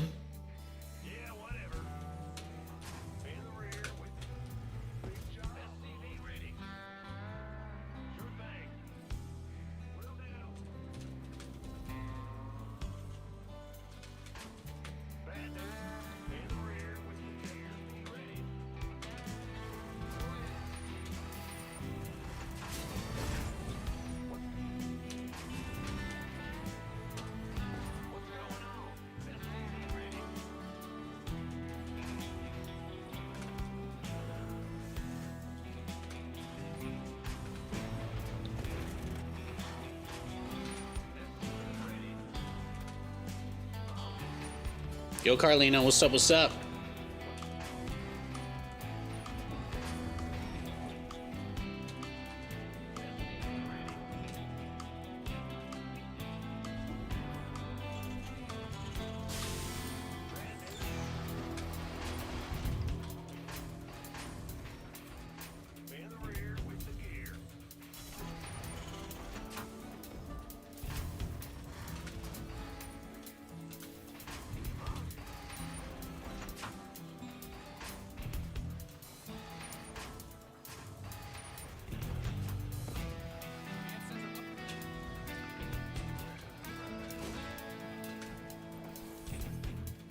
Can you believe it happened with Nyx? Yeah, I heard he like tore his ACL or something, right? Or like broke his leg. It's pretty rough.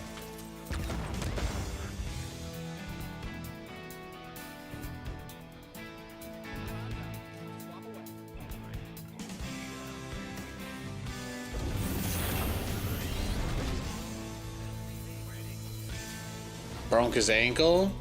Damn. Broke his ankle on the kneel down? What?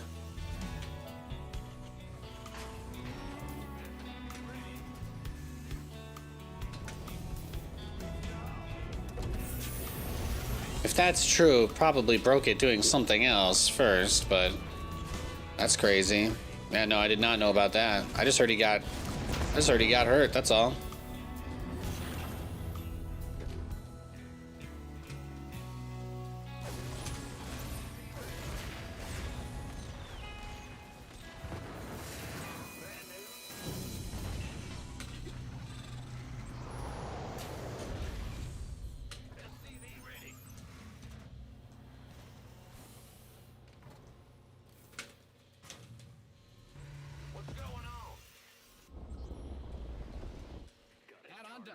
Swap away.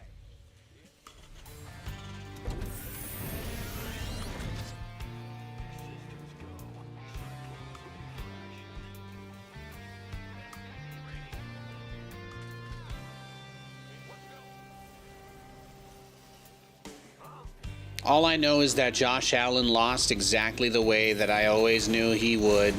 Lateraling the ball needlessly, creating turnover after turnover after turnover. Josh did not disappoint.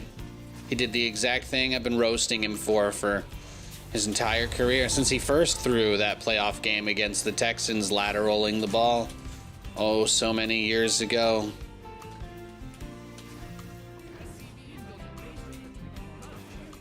It's tough. What? What did he...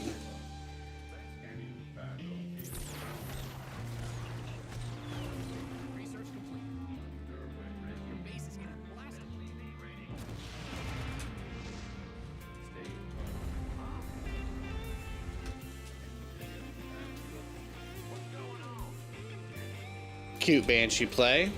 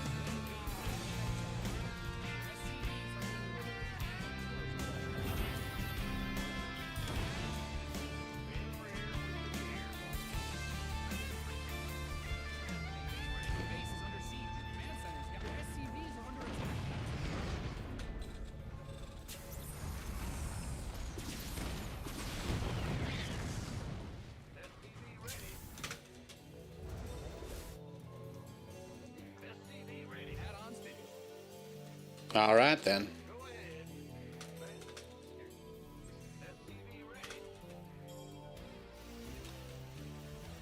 Yo, Humber. Thanks, yo. Hope you're doing well. Happy Monday.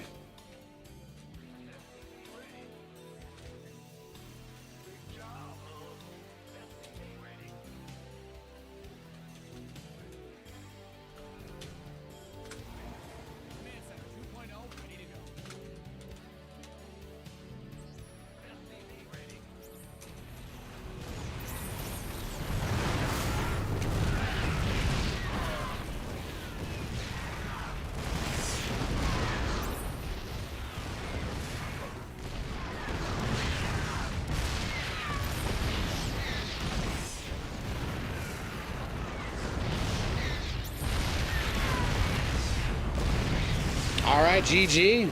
He's just not gonna let me do anything. Let's go next.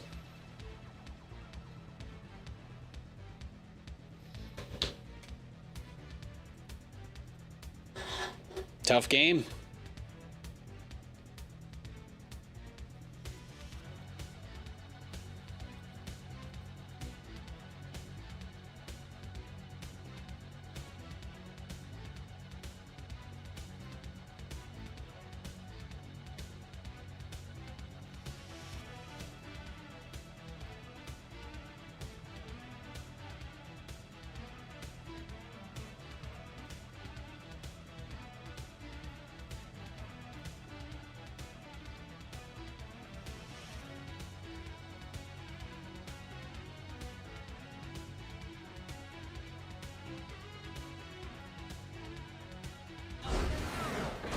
Nice. All right, guys, we got a dub. We beat a Zerg player. Right on.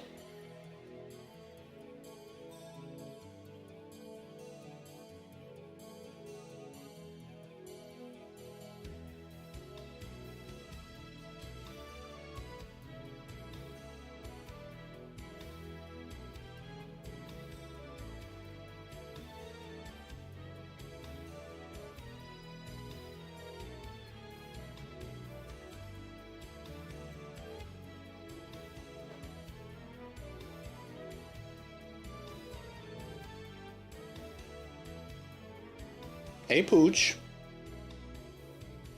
Hey, buddy. All right, we got a game.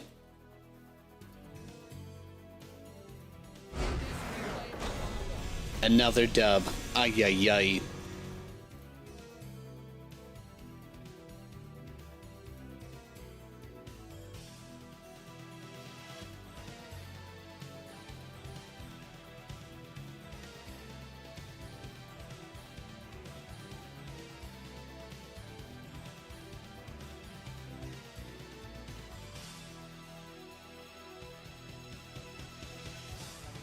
All right, we got a rematch.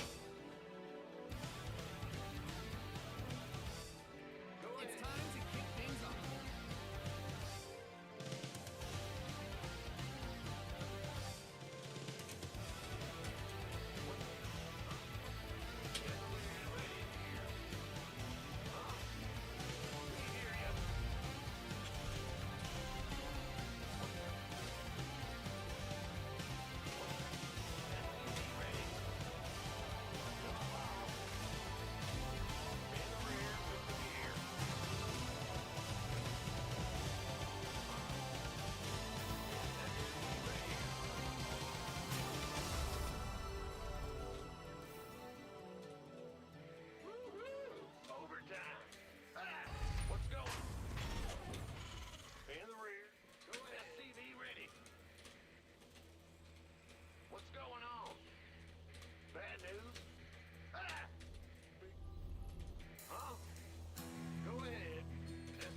All right, looks like no proxy. Always good to know. Yo, Forhad, what's up, man? How's it going?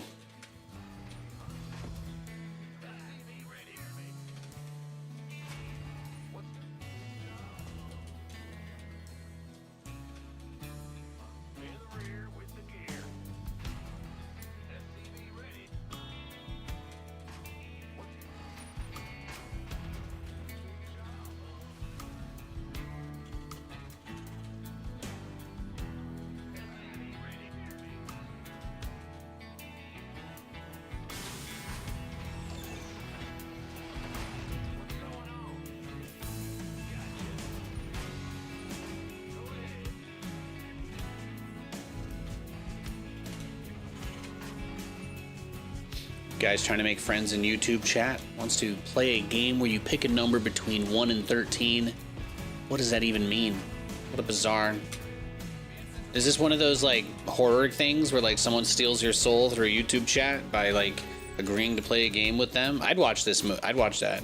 Is it on Tubi? It's actually kind of a good premise.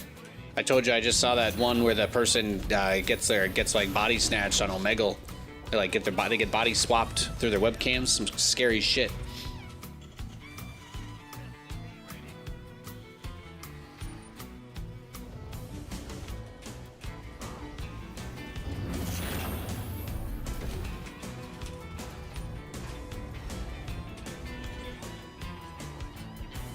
Oh, damn. He did cheese me. I just missed it. Look at that. Oy vey. Guys, I have no luck, huh? I got no luck.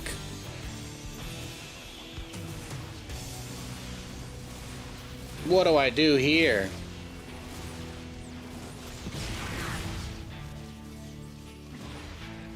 What do you do in a situation like this? I think you just lose, right? GG. Man, I put in all that effort and I still couldn't scout his proxy. I can't even be mad at myself there. That was like the worst possible luck I could have had, right? I checked pretty extensively.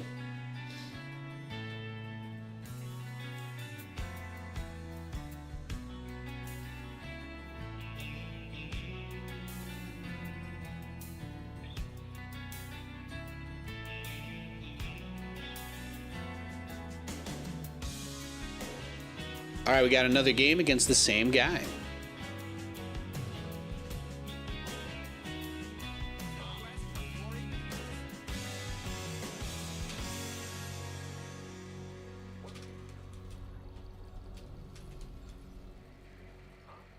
I'm getting put against all the cheesy Terran players on Korea tonight.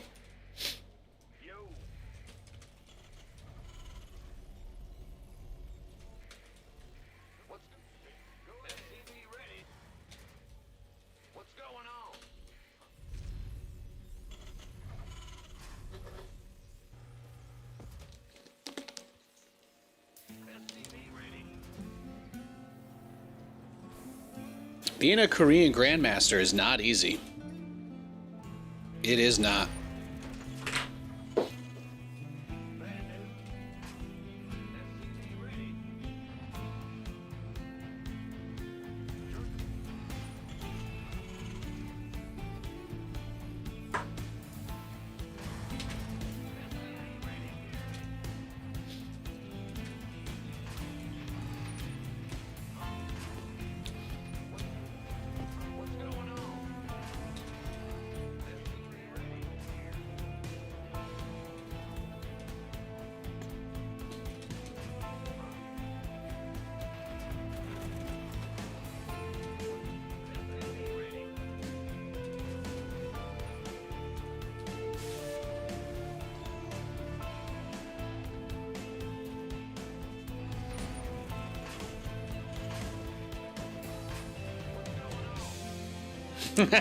You knew he would ask 13, so you went below? Cheeky, cheeky. I would have picked 7. That would have been my number for you to guess.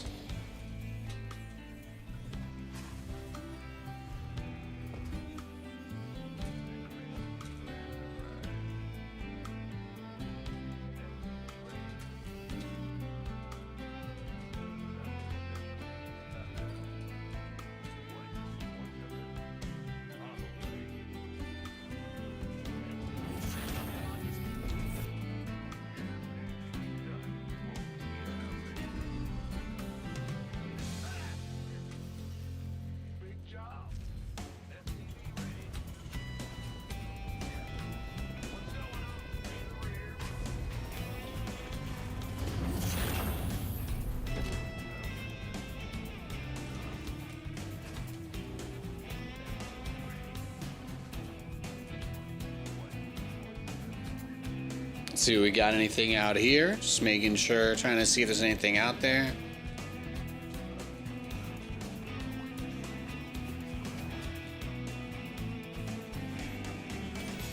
YouTube chat right now is the most wholesome shit I've ever seen. I love you guys. Who's winning? Who's winning the number guess game? Is there a score? Oh, he's going double factory cyclone. He's going double factory cyclone with the old floater.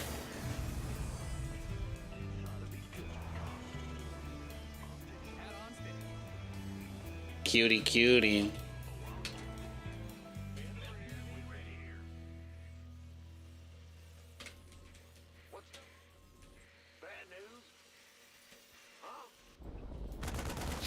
He's doing my double cyclone rush.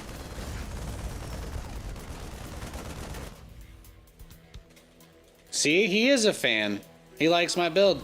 He likes my build so much, he's gonna copy it. I'm flattered. Research has concluded. What's our target?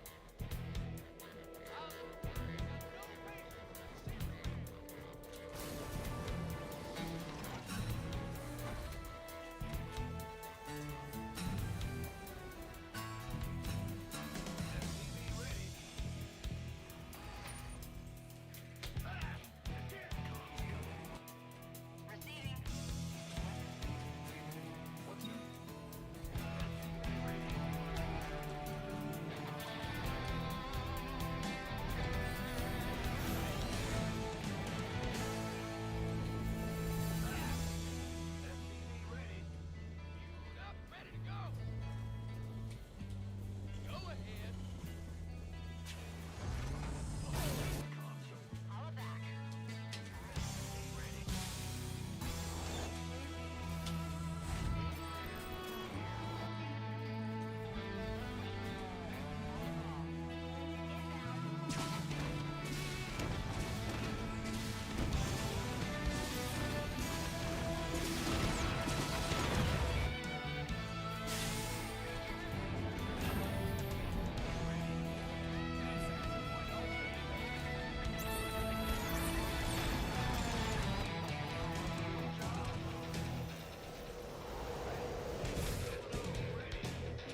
Let's see. I guess you know what? I don't know if he's messing with me or not. So I feel like the easiest way to still try and make something of this game, even though this guy's been having his way with us for a few matches straight, I'm just gonna be greedy in the hopes that if he is trying to do something funny, we get a chance to punish him and take advantage of that. I feel like that's really our best move. That might be our only move we have.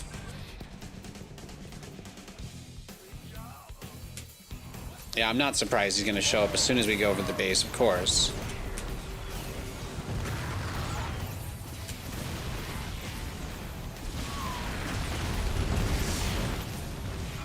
Yeah, I'll take that.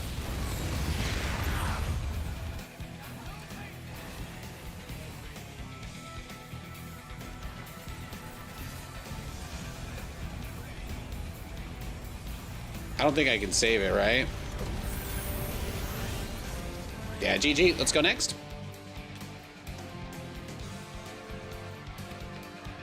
Appreciate y'all tuning in. Thank you so much for hanging out.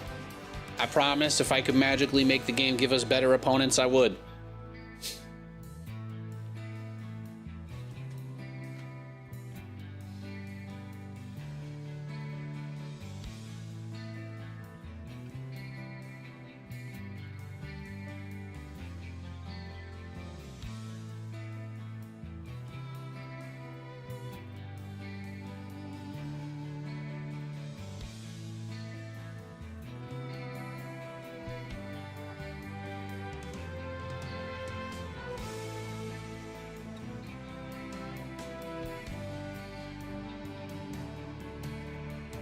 Got my multi-battle going.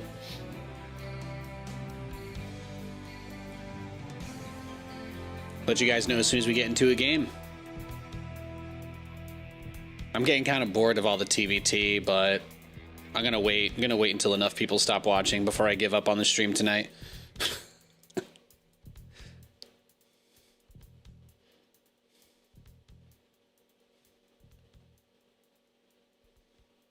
Just gonna cope by telling myself eventually I'll get a fun game against a Zerg or a Protoss or a Terran.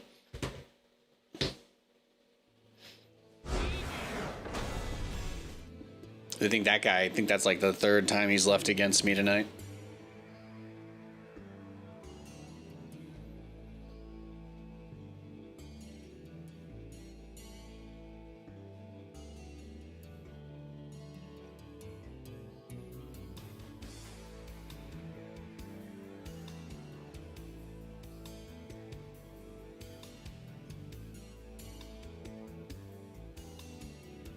There we go, we got a game. It is a barcode Protoss.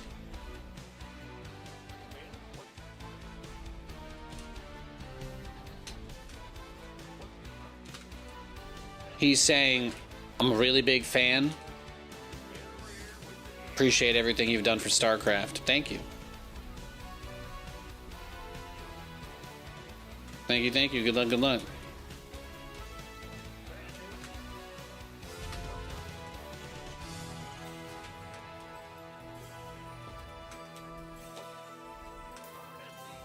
More of a cool ranch guy, TBH.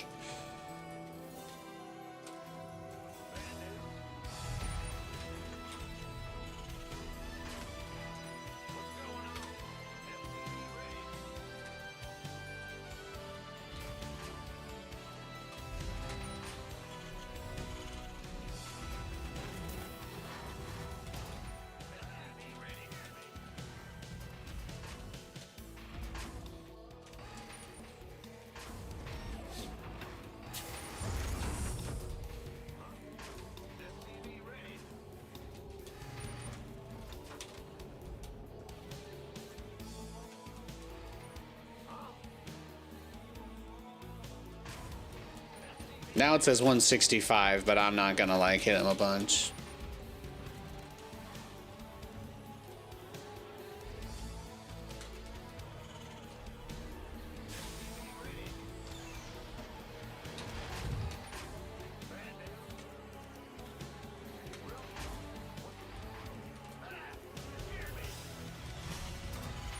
I don't know what he means.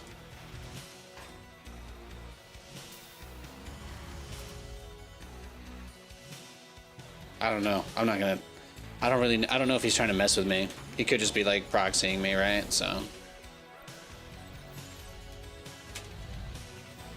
He could just be wasting my time so that he can finish this game in 3 minutes.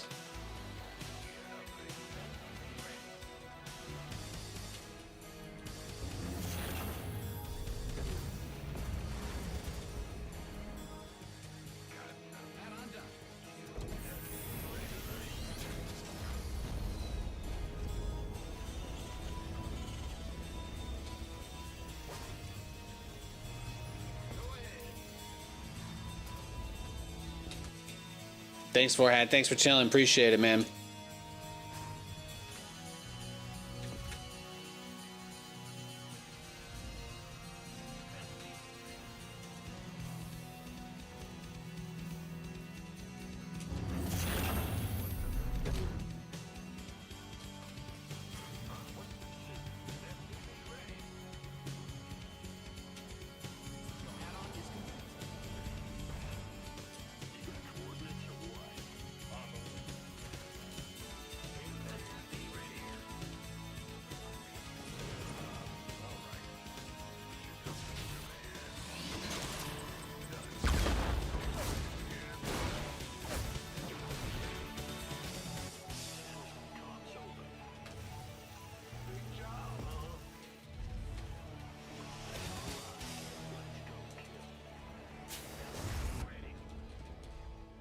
Your base is under siege.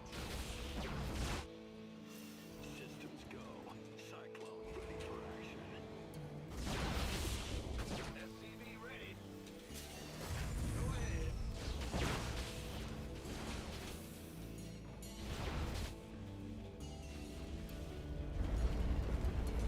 SCV ready. Show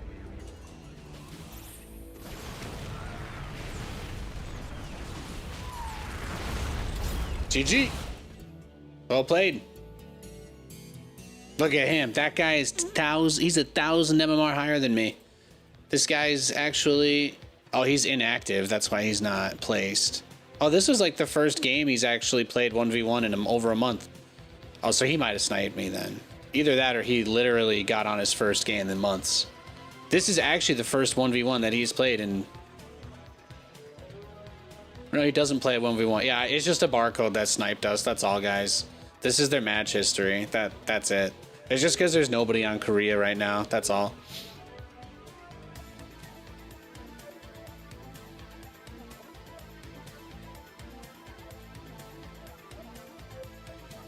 That's the only game he's played in like 6 months.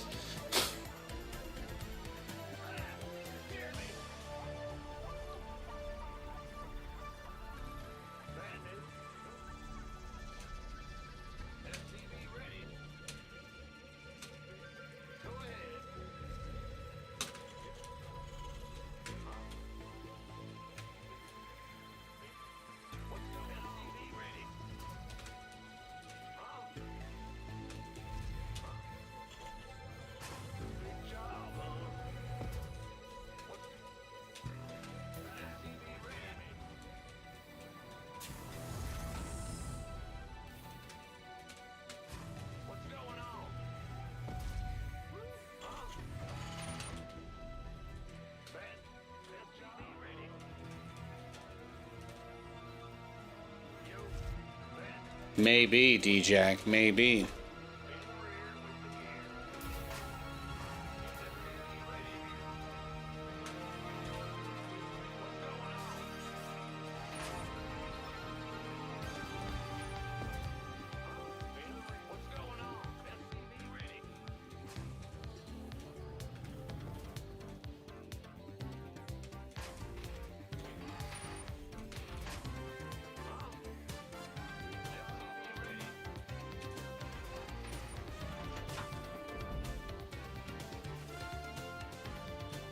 Your base is getting blasted.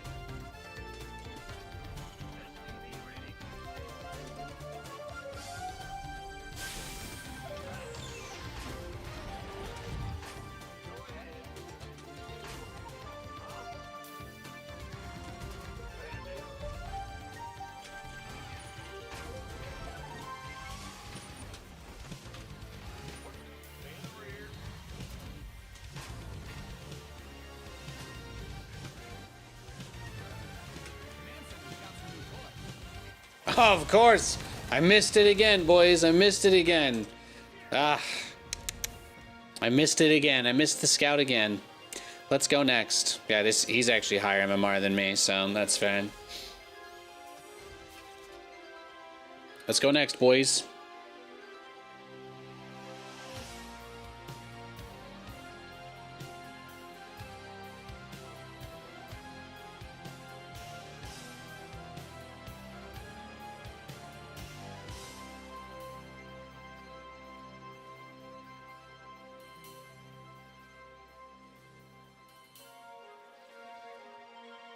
All right, we got a random player this game.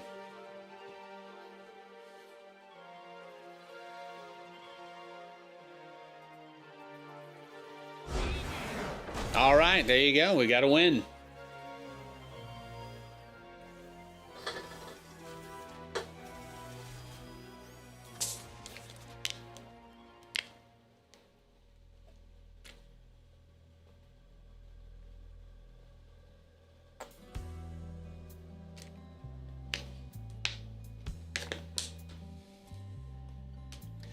Is chat working? Yeah, it is, 7. It's all good. People usually get quiet when the games go bad, you know? They think I'm gonna yell at them like I'm their dad or something.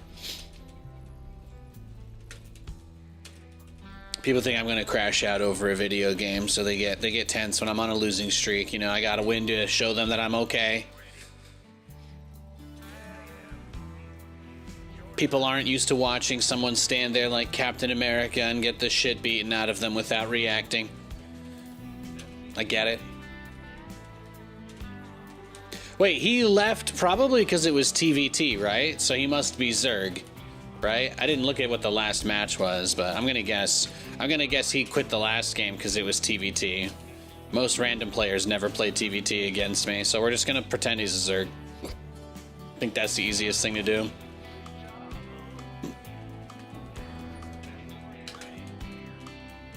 I'll do a barrack scout just to be sure. And I'll at least check here. Nice.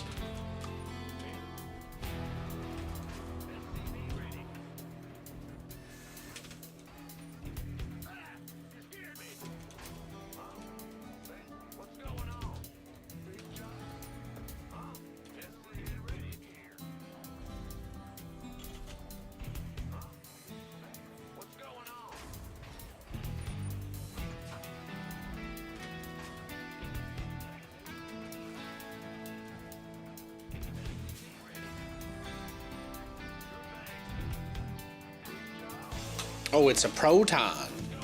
It's a proton. Well, we'll die instantly to a blink all in, but since we did a fast expand build, we'll go all the way with it. I'll just try and go to double battlecruiser rush against him, and this way we don't have to think about anything anymore. We're just going to do our TVZ build as if it was a Zerg. We're just going to double battlecruiser rush him, and if he rushes blink and insta-kills us, that is probably what would have happened anyway if we had known he was Protoss, so... There's nothing that's really good against blink stalkers, so you just gotta eat shit in this matchup.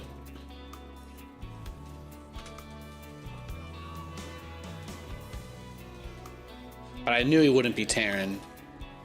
Random players always leave TVT.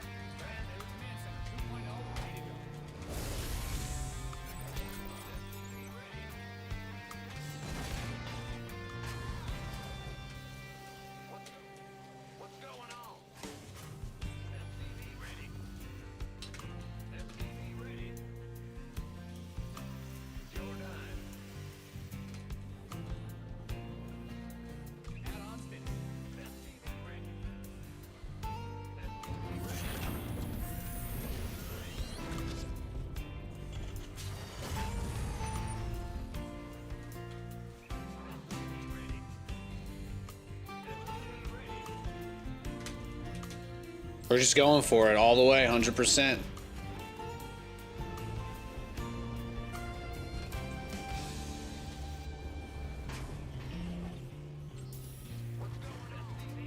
Your mobile app doesn't like chat? I see, I see.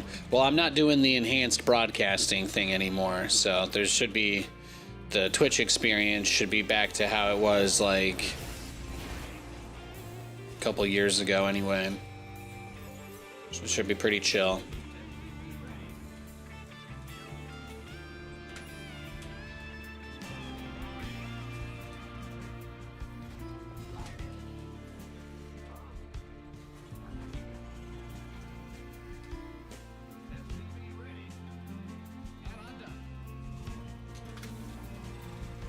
Alright, we're getting there. We're getting close.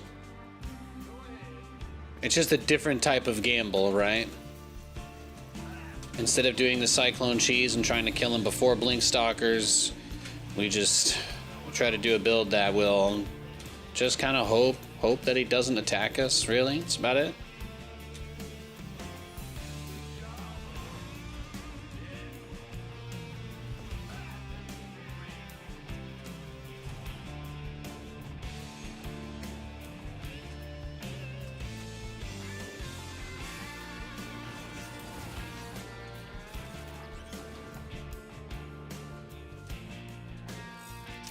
All right, BCs are on the way.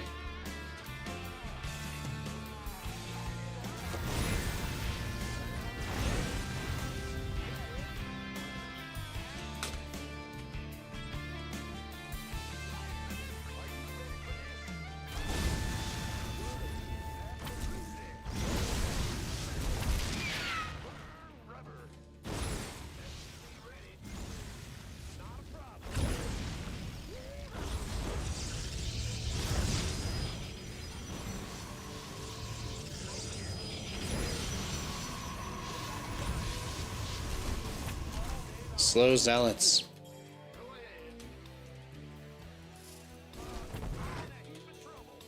All right, well, we've almost got the BCs out. We got our 1-1 about to finish.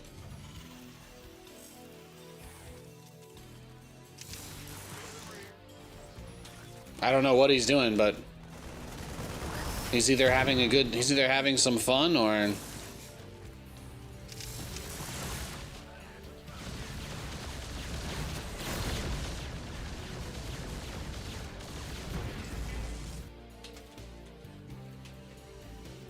I appreciate him not just rushing Blink Stalkers and killing me. That's quite nice of him.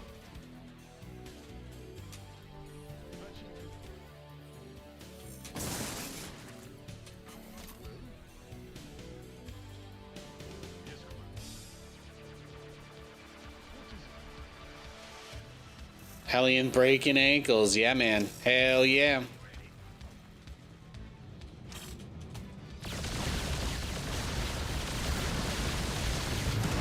It's a good blink by him. He just walked right into it.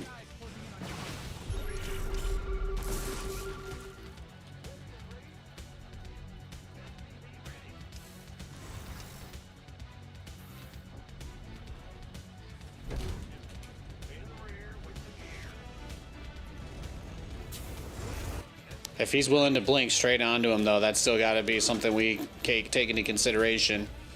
Still a very dangerous thing he could do.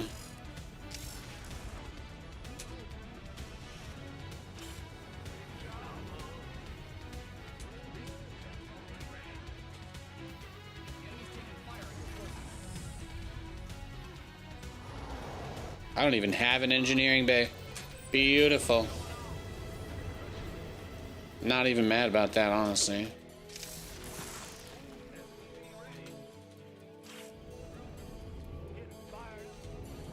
Oh, he's got a observer right on top of me here.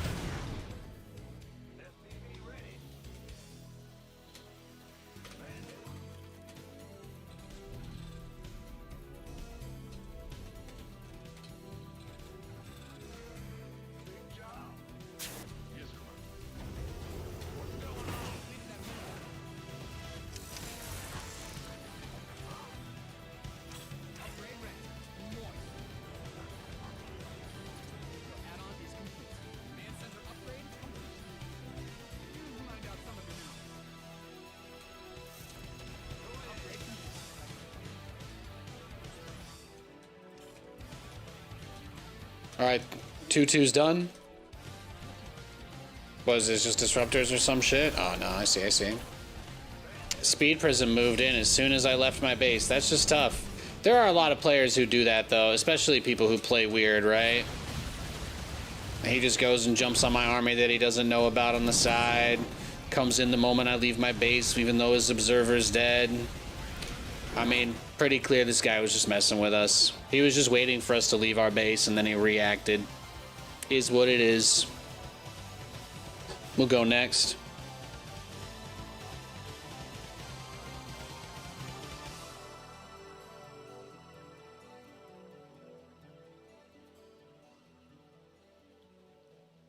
Now, what are you gonna do?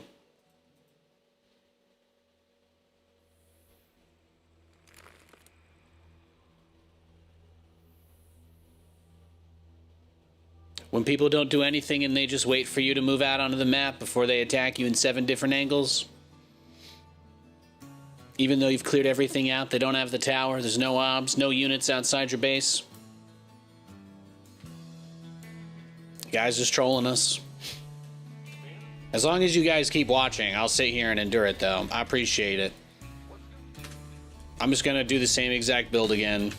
The ladder's not been kind today. No, it's because I got on late. It's because I got on late. I'm not playing on any heavily populated servers, so it's just easy for people to do this, that's all. There's just not enough people that play StarCraft anymore. I have to get on during peak hours or this is always gonna happen.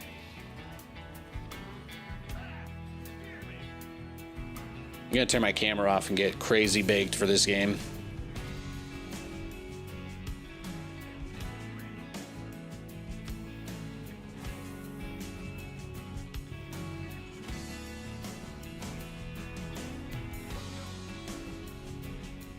If I gotta play this guy 7 times in a row tonight, I might as well do it. Let's make it fun.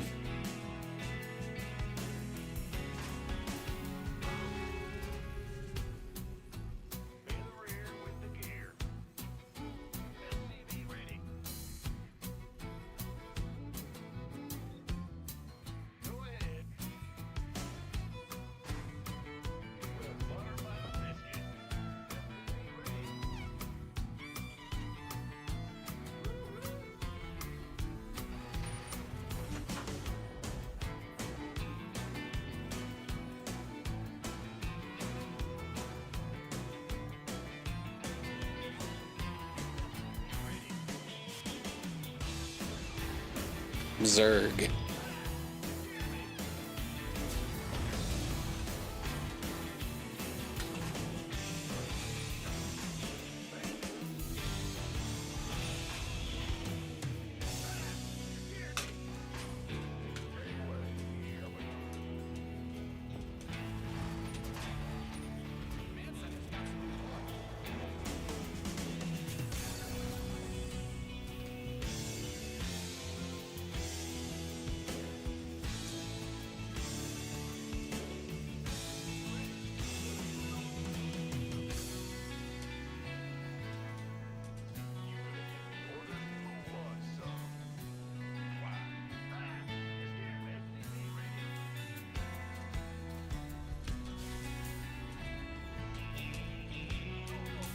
I wanted to let him get a little bit further away from that pillar so he couldn't hide. Even if he gets up there, I can lift the command center, so it doesn't matter. It's a nice start for us.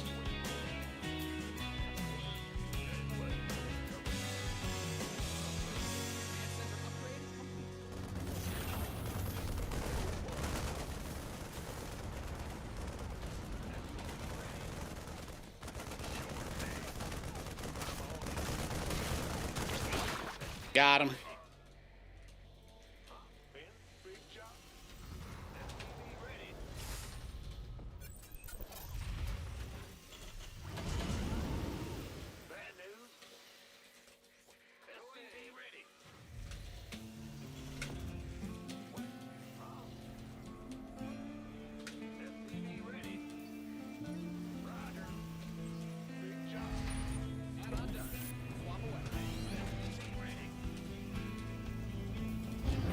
But it's nice though, being able to just think that I already got most of what I actually needed to do today done already. getting some good videos up. We recorded some good stuff. I got my first StarCraft guide posted on YouTube in years today, breaking down some of the Battlecruiser Rush builds that we've been doing in TVZ. It's been good times. Now when I come on to Twitch, it doesn't really matter what happens. That's the best thing. If we get some good plays, if something cool happens, great. If not, we just try again tomorrow.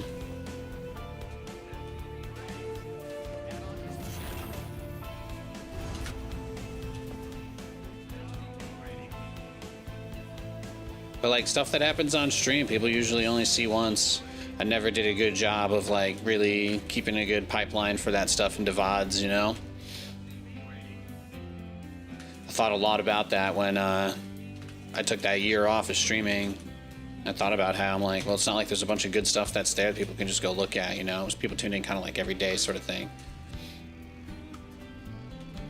So putting some stuff out there that'll last a little longer has been something I've enjoyed about taking this approach with it.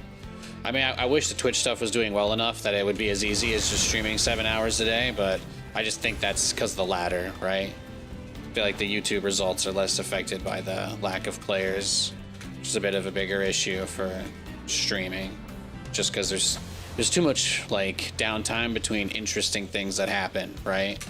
Especially when I play the same guy 5 times in a row and he blind counters me every game, you know, it's like, there's not really, like I could lie to my audience, but I think they're smart enough to know. It's like, yeah, sometimes you just have to eat shit for a little bit.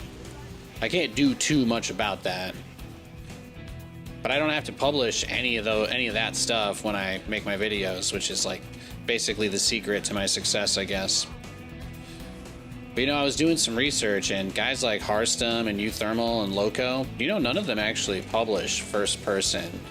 A lot of them don't put like their perspective just playing the game, you know? Like a lot of them are analyzing their own replays. Like that's a lot of what they do. So that was something I wasn't even aware of until I was trying to look into better ways to manage what I'm doing. But most of those guys aren't getting their hits on people just watching them play from their perspective. So it's kind of comforting because it means that if I want to be successful in StarCraft, it means I don't have to do that anymore. So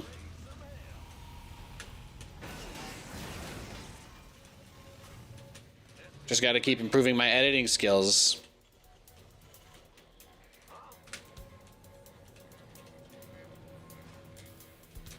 It did used to be as easy as just getting on and playing games.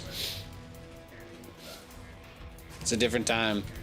Well, he's waiting with a bunch of Roach Ling, right? The moment I leave my base, he's gonna probably dive me.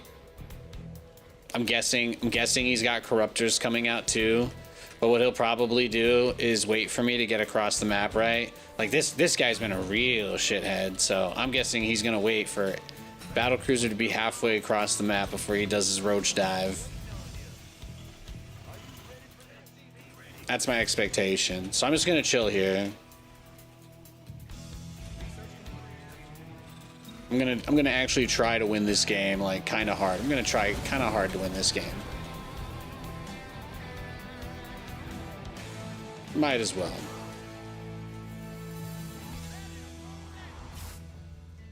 Add-on, you've depleted that mineral field.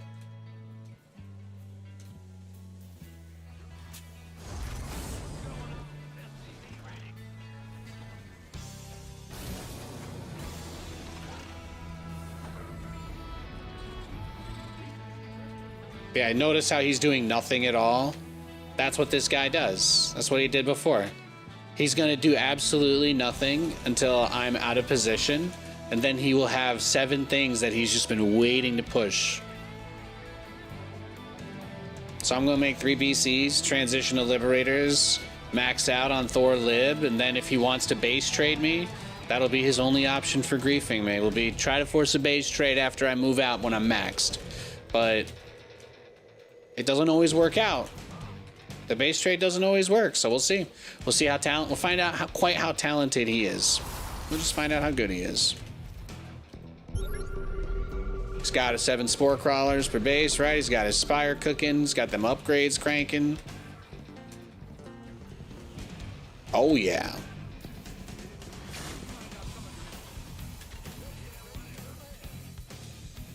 Do you think Blizzard will do anything more with the StarCraft IP? You know, I certainly hope they do. You know, StarCraft is kind of an iconic franchise when it comes to like PC gaming too. I think there's a lot of people that are hopeful they'll do that. Oh, there it is. I mean, he had 1 million corruptors ready. He just had all that shit ready to go. He, what are you gonna do? Once again, he's had everything ready for exactly what we had. It is what it is. All right, you got me again. So, just to try and do my audience a little bit of a courtesy, let's just see. Does it look like he's sniping us? These are the only games he's played in 3 days. Might be. That's definitely a bad sign. So outside of that, let's just see. How long does it take him to queue into another game? If he's watching the stream, then he's probably going to wait for us to press find match. If I'm being paranoid, he's just going to queue into a game, and then we'll get somebody else. So the longer he doesn't queue for a match, the more justified I am. But otherwise, I would really like to be wrong and just play somebody else, because it's not very fun. But yeah, you know, I heard, oh, see, there you go. Thank God he's in a game. But I heard the same rumors a lot of other people have, that Blizzard's going to be working on doing some kind of shooting game, doing some kind of like third-person shooter or first-person shooter. I think that when the brand is as dead as it is, you really got to do whatever you can to bring it back. So my personal opinion is anything good for StarCraft is good for StarCraft. Does that make sense? So what's good for StarCraft is good for StarCraft. I, Nathan Fabricant, do solemnly swear. I don't have anything to really swear on. I've got the stand to my copy of. I've got the stand to my Saw action figure. Okay, I've got the stand. I put my hand on my Saw movie action figure stand because my dog is currently chewing on the actual action figure somewhere. All right, I'm swearing on this. I don't even know what we're talking about anymore.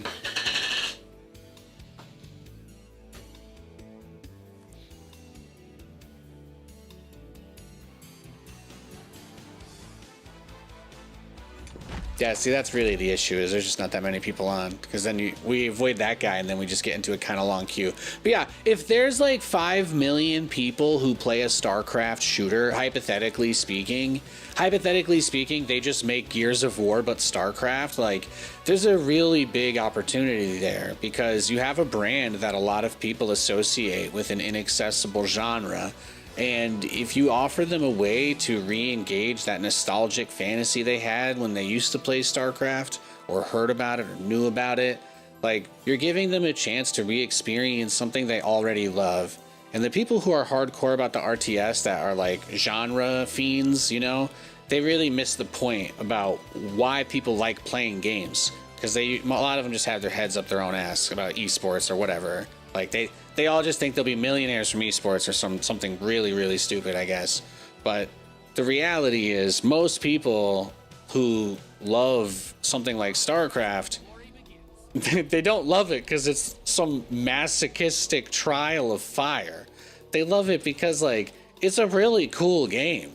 Like, you got space Australians being sent off. They run into essentially, you know, great value xenomorphs that are like, they'll pull the Terran people back and eat them and turn them into zombies. It's like, they've got some pretty like deep space horror stuff going on. But then it turns out that there's like actually just these super badass laser beam dudes that happen to have all the most advanced technology, but are held back by like this weird smug sense of superiority that they're not allowed to break their own rules. So even though they can glass planets like it's nothing, they absolutely use the most archaic combat tactics, and as a result are incapable of quelling the flood of Zerg. Like, come on, man. Does it really have to be about the game? Like, can you not just appreciate that playing like a Gears of War type game? Like, imagine if they had a co-op shooter that was StarCraft, and it's like Raynor and Kerrigan, bro, and I'm like, I could play a StarCraft shooter with my wife. Like, that sounds fucking awesome. And I just have to say, even if it had nothing to do with the other games, it would still be something that brings attention to the brand. If there are people who become lifelong fans of StarCraft as a franchise, people who like discover the lore, the characters, whatever, if they discover it through that shooting game and that's their gateway drug to wanting to know more about StarCraft, well, guess what? The only way they're going to know more is if they remake every single game or they just play one of the old ones. So eventually they'll at least look up some content around the old games because they'll want to know about it. So that at least puts a couple bucks in the pockets of the people who are still here, right? Or people that are doing stuff in the space, because some people will be curious even if it's inaccessible because it's RTS. So I would just proffer that and say that for the people that doomsay about the idea of there being a first-person shooter or third-person shooter and Blizzard not doing RTS, like, there are so many potential positive externalities, and it's a really great word for this situation because that's exactly what it is. It's StarCraft needs love. RTS is in a bad place, but if the only way StarCraft is going to get any love is going to come from outside RTS, sometimes you just got to take the hand that's being reached out, you know? All I'm going to say is that if they make a StarCraft shooter, I just hope it doesn't suck. I think it being bad would be the worst thing. That would be like truly the worst thing that could happen. Because then they're like, well, not only is RTS dead, but StarCraft is dead. But right now, there's an unanswered question of, do people actually like StarCraft but just find RTS inaccessible? Can we get some of these people's attention on this franchise if we make something that's more mainstream? Like, this is actually a really important turning point for StarCraft, because if that fails and RTS is dead, then it's like, you know, then you're actually fucked because there's no reason to do anything.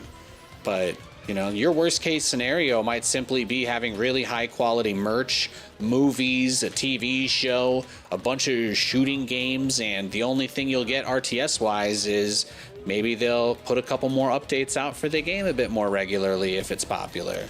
You know, it wouldn't cost them much to have a person just issue those little updates. So I would just say think about the fact that the worst case scenario of Blizzard making something successful outside of RTS for StarCraft, the worst case scenario is that it supports continued updates for SC2 forever.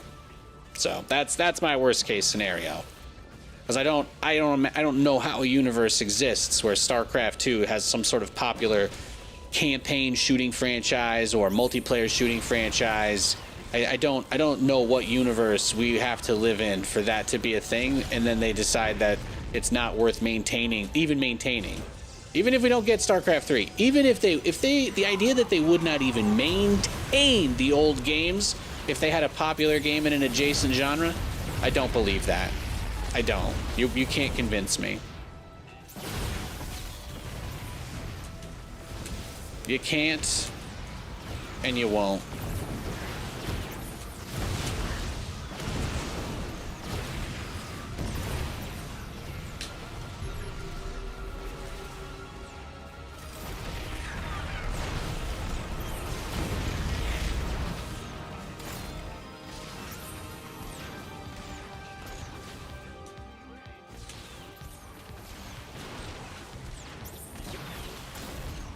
It's tough micro, man. It's tough.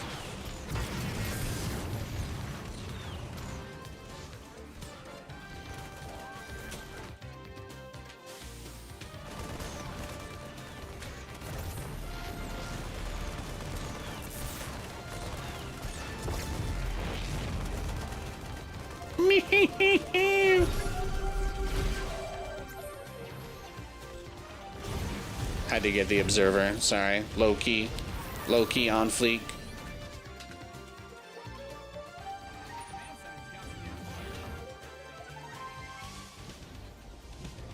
The economic scales have been tipped back into balance. Okay. But here's the plan then. We can expand, I think. That's it. I have mules. He doesn't have that he didn't have any probes in his natural. I don't know how many of them he was able to save. That's really the only question mark on this game. I don't know how many of his probes he saved from his natural, but there's a non-zero chance that I killed a lot of his workers because he did pull them all, so we had a big fight.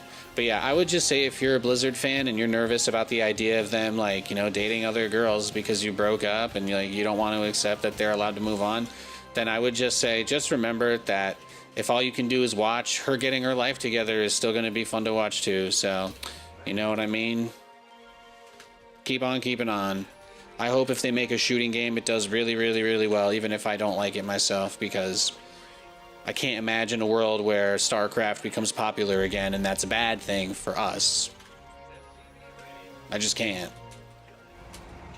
Take a lot of mental gymnastics, a lot of tinfoil, and as you guys know, the price of metals is going up, up, up.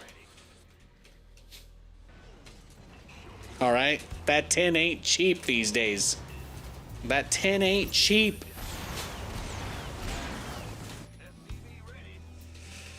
What's going on? SCV ready. Big job, huh? Bad news. You got coordinates or Sconce open. Let's go. SCV ready.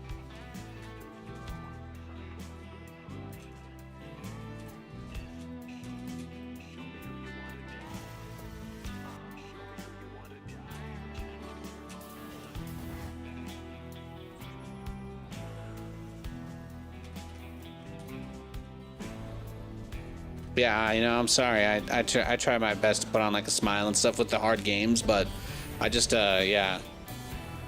We've had really good games this week. I don't have any complaints. I just want to say I'm sorry that we've had a bunch of hard matches tonight.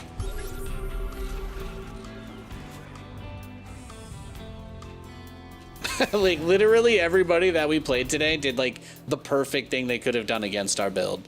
You can't even make it up. Like, it's just bad luck. It's so crazy that it could only be random. But it's just been a rough night.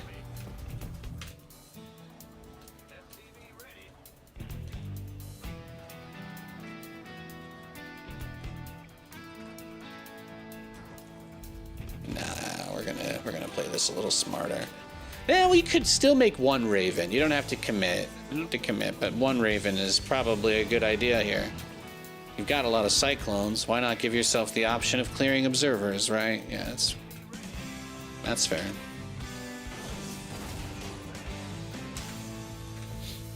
Yo, Johnny Rico. Hey, Sin, thank you for the follow. Appreciate it.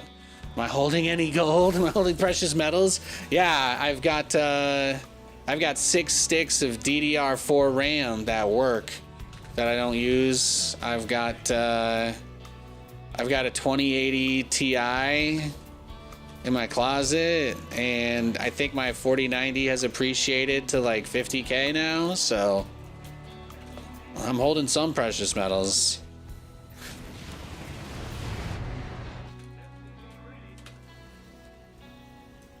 Just remember, there's map hackers that can't get out of Diamond. I guess Hearthstone is like the authority on the fact that they do exist, right? Because Hearthstone busts them. If he can credibly have a show where he catches them, then I feel like it's okay to admit they exist, right? I don't have credibility, but I can just lean on his. Okay, so if you disagree with me that hackers exist, just, you know, go ask Hearthstone. He knows. They're real. Yeah, I'm like, yeah.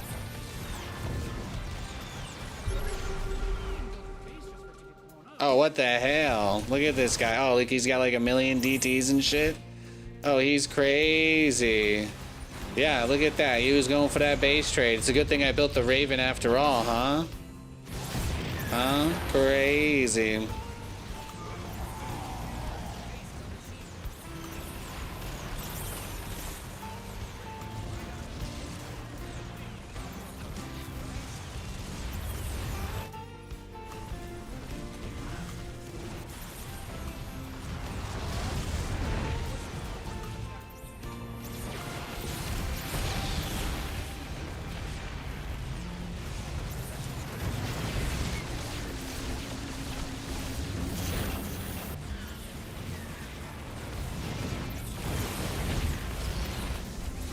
But this is just another guy that waited for me to leave my base, right? And then immediately just threw everything, right? That's it did just happen again. That's all I've had the whole day, so I'm gonna, let's see, has this guy played any other matches? Is he also, yeah, okay, he at least did a few, so I'll take that. He got on like 20 minutes ago. But that's just what's happened every game today, so I just don't have that much to add.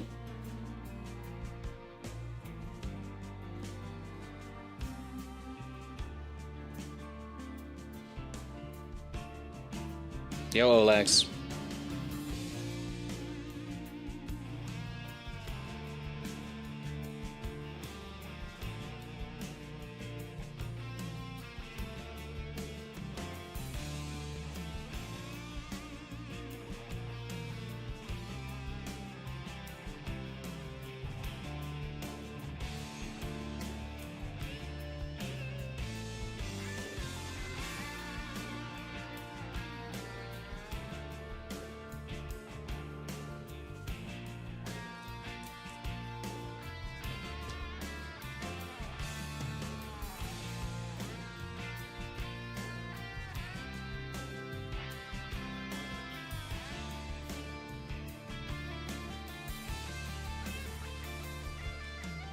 Yeah, I gotta get like a heavy metal safe for my DDR3.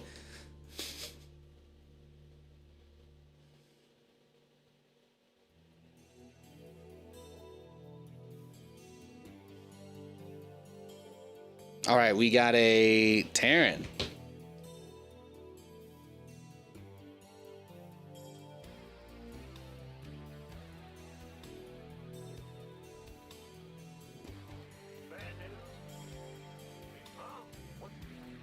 Yo, Bryson, what's up? What's up?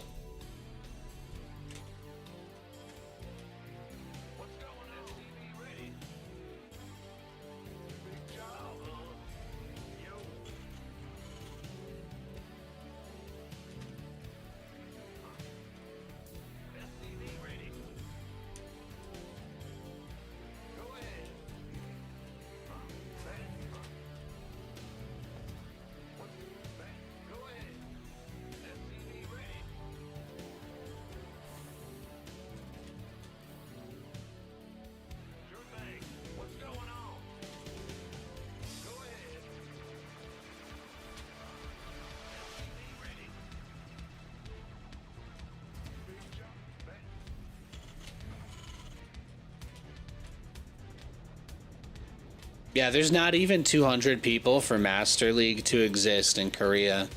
So you just go straight from Diamond to GM. That's what happened to me. I didn't even get promoted to Masters this season. I literally got promoted from Diamond to GM.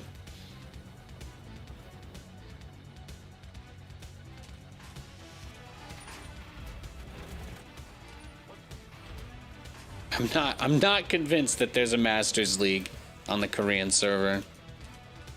I'm not convinced.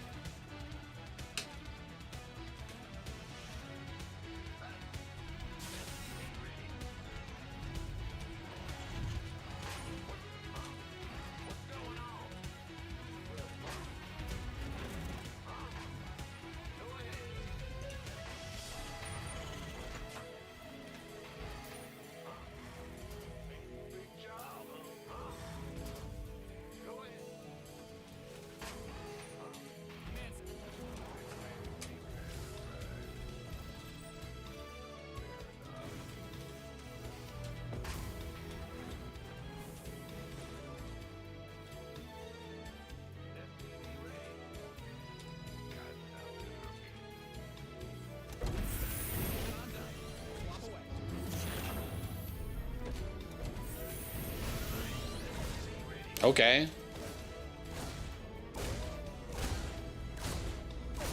What are you gonna do? Can't get any SCVs now, so...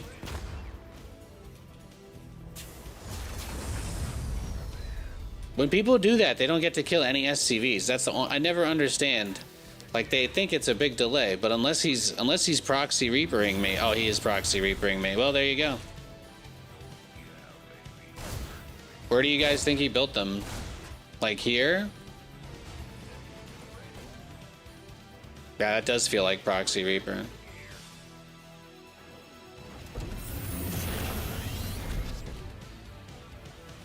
If it feels like I'm not taking it that seriously, it's because I've scouted for it every game.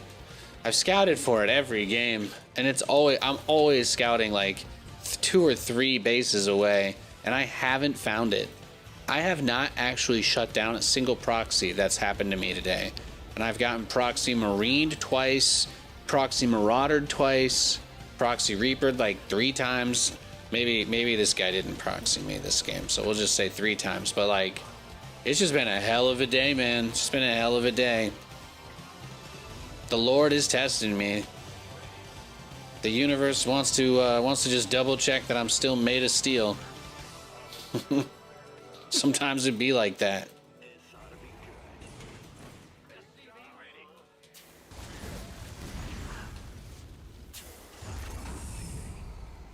Got a target in mind. Oh, I'll get there. That's nice.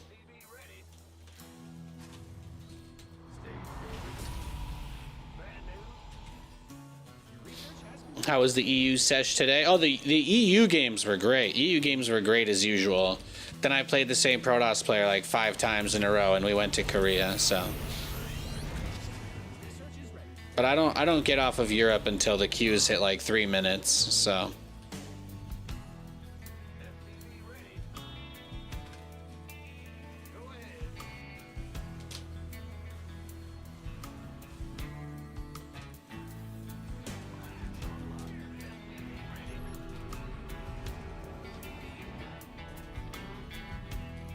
Okay, handsome.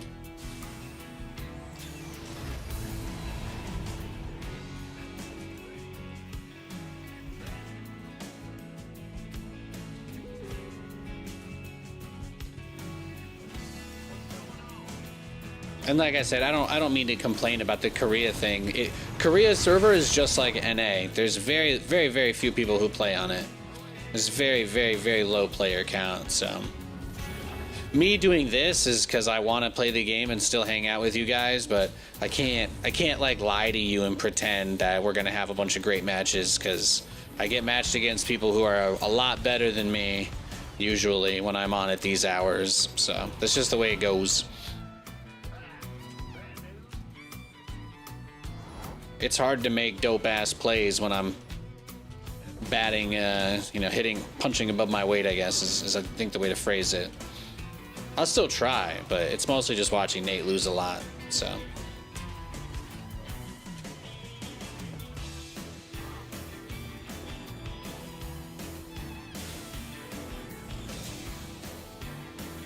Oh, yeah, you waiting for me to leave my base, huh, big boy?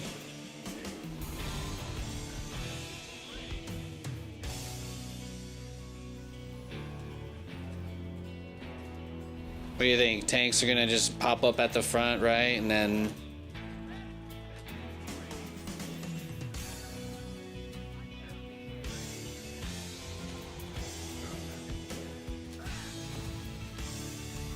At least I did catch that. He's getting ready to do that. I want to go out on the map. I'm kind of ready to start balling here with my Cyclones, but the fact that brother was about to yeet a Viking into my base kind of has me thinking maybe not. That's the only thing that makes me nervous, is that he's kind of showing that he wants to do some kind of aggressive stuff. And if I could even further overanalyze the situation, I'd like to point out that a Viking on its own isn't really that scary, which begs the question, is it setting up for something else? And then you realize somehow that without actually ever doing anything with the Viking, the Viking, in fact, has done damage. There it is. It's coming back to remind me of my trauma again. Like a bad tattoo. Oh yeah, see, that's it.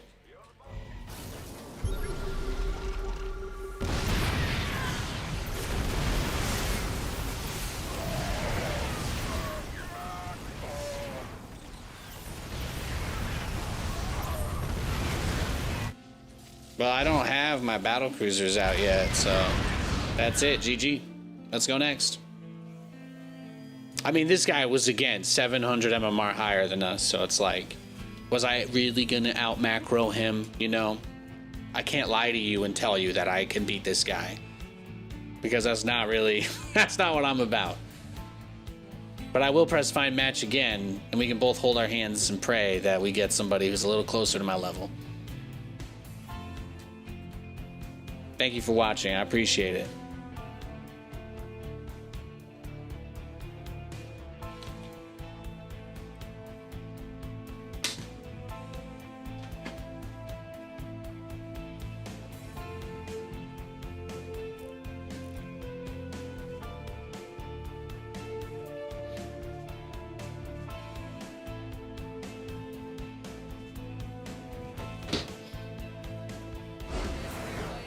All right, then.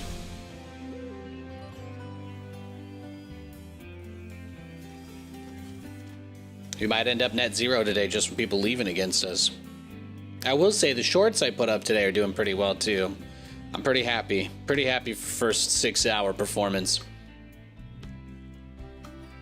I got the Brood War music is so fire. Yeah, man, isn't it? StarCraft is such a classic soundtrack.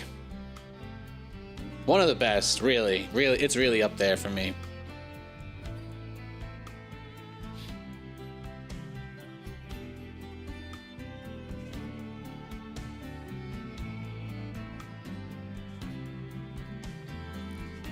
But we are searching for a game.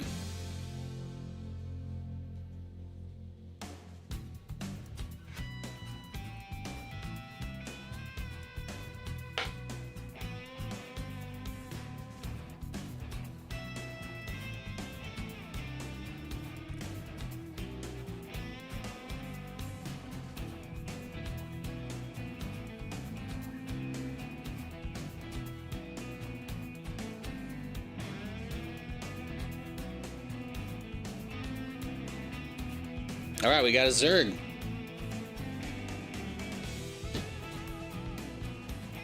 Yeah, I do the, in StarCraft 2, you can just set it to be Brood War, SC2, or both, and I do both. So you'll hear both Terran, Brood War, and SC2 music on this stream, just because variety is the spice of life when you tune in and listen to the same playlist for hours on end, potentially. So I do mix it up a little bit there, but the Terran soundtrack from Brood War is goated. No doubt. We got a Zerg, though. We got a little TVZ action, so that's nice.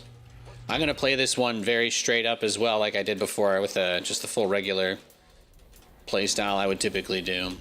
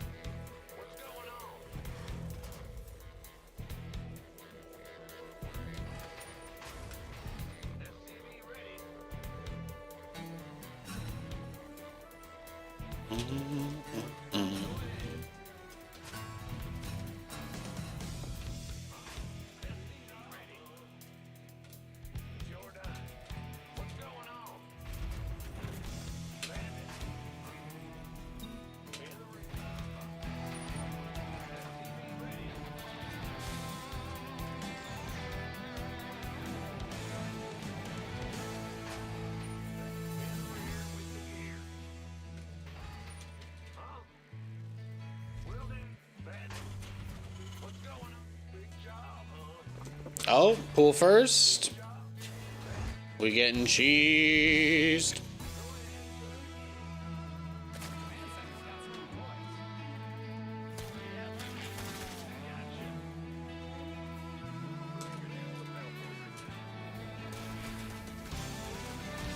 Sorry, guys. Even the Zerg player didn't want to play with us. It's going. Oh, he was 500 MMR higher than us too.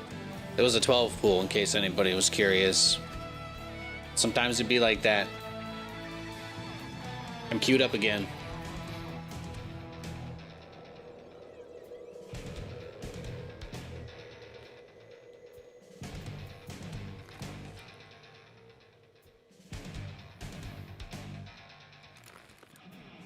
Lots of cheese, lots of cheese.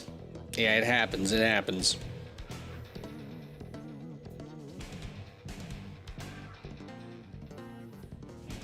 The stacked battlecruiser short got over 2K though. That's nice. That one's doing, that's the one, that one's doing the best today. They're both well above average, which is really nice. All right, what do we got this game? All right, we got the same Zerg player. Well, I'm just gonna build the bunker faster, I guess, right? That's really the only thing I could do there.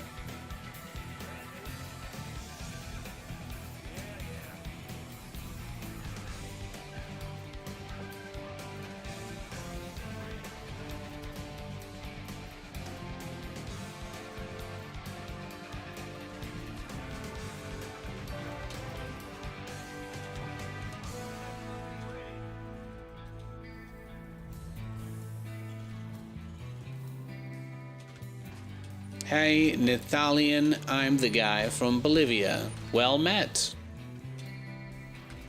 Hope you're having a nice evening, bro. Say it's crazy late over there for any Euro bros right now, that's for sure.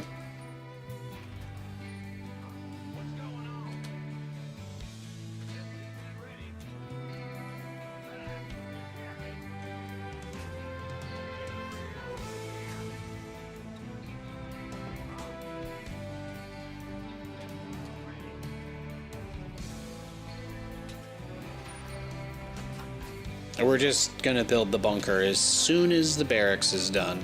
And then we should be okay if he 12 pools us again. But if he doesn't 12 pool us, then, you know, it's kind of just like whatever. The peace of mind's worth it. Everybody's been cheesing me, so. Oh, see, look, he did go hatch first this game. It's all good. He decided to behave. He decided to behave this game. Do you think that this guy, the guy that cheesed me, do you think that he has like a goal with his rank? Like, do you think that he still wants to get to a certain point? You know what I mean? Or do you think he just gets on and plays for shits and giggles like me? Do you think he has like a place that he wants to get to and be at eventually with his StarCraft skill? He's just chilling. TV's, I mean, I get, like, sometimes you have a problematic matchup, and that's the only reason I cheese against Protoss, but why waste a good ZVT? I would never proxy Rax a Zerg. Why would I want to waste the opportunity to play a great game? Why would I ever want to waste that?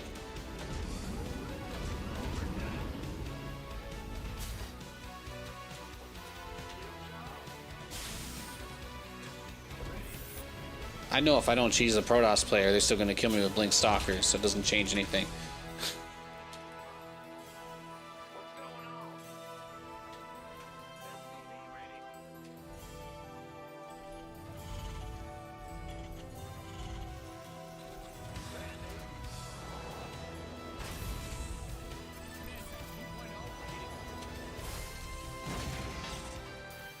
Will you do the campaign in hardcore?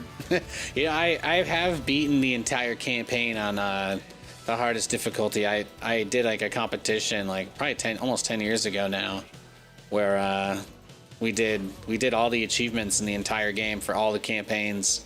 It was one of the most fun things I think I've done competition-wise in StarCraft. But I don't think I'll be replaying the campaign again anytime soon unless there's something cool that happens, you know, something interesting.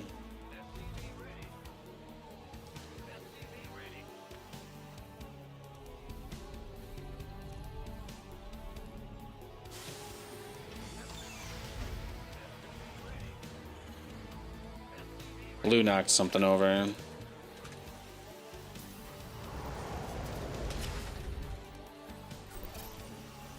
Oh, the washer's still going. Oh my god, I'm so dumb. I'm like, what was that? I was like, what was that?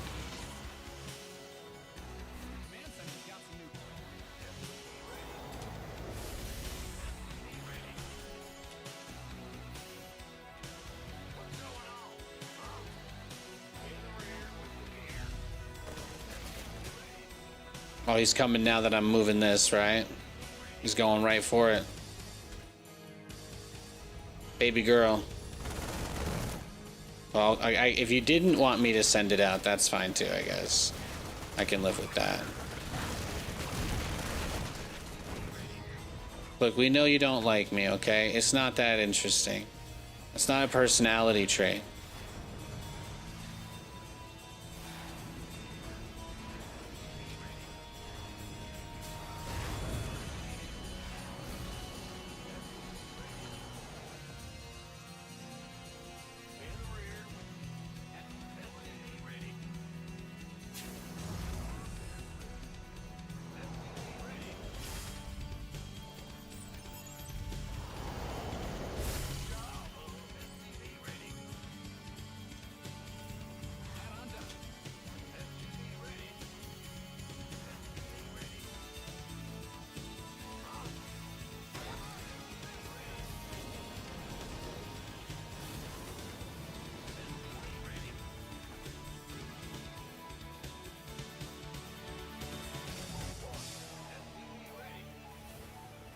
Alright, we just gotta wait for the moolah. Alright, battle cruisers are on the way. BCs are on the way, boys. How's your dog? Oh, he's great. He's stinky boy. He needs a bath. That's about it.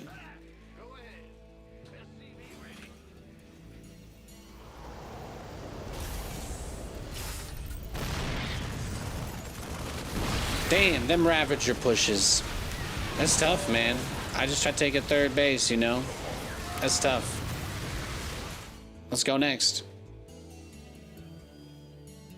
2 very aggressive games in a row from him. I'm not surprised.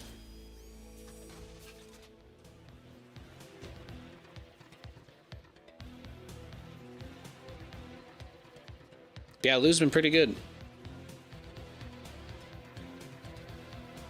I wish he would stop taking my shoes and moving them all over the house. That's really it. That's my biggest problem with Lewis. Picking up my shoes, bringing them upstairs, putting them under the bed. He nests. Picking up my shoes, bringing them upstairs, putting them on the bed. Not a fan. Not a fan.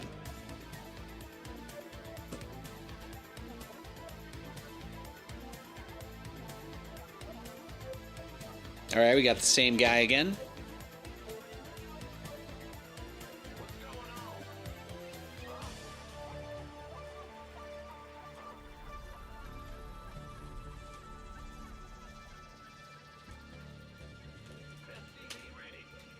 Yeah, he's a menace. He's a menace.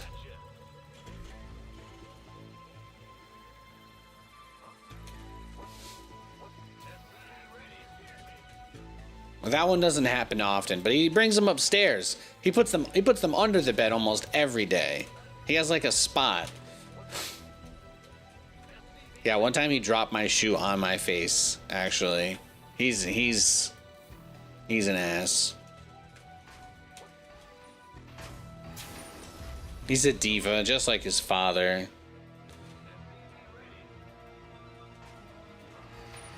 Make him upset and he's got to blow the whole thing up into a goddamn circus.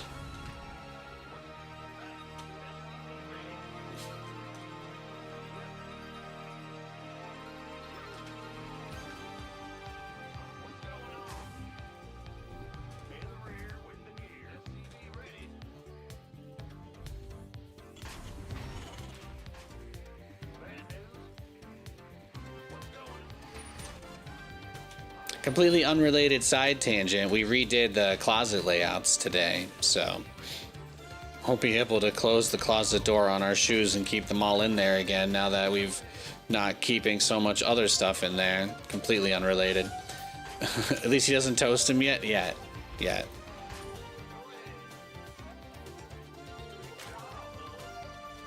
Okay, do you think he got it out of his system, you know? Like, he got the edge off now and we can play a game? Do you guys think that's possible? Do you think he's still gonna be fixated on just killing me? I can't decide. I don't know what his threshold for sadism is.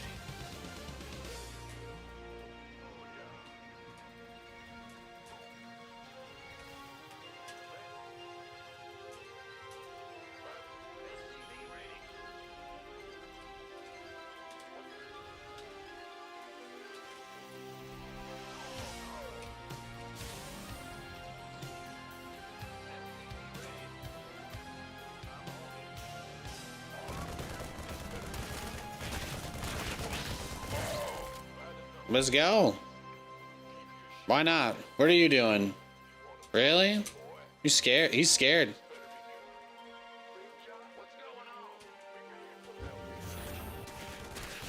There you go. See?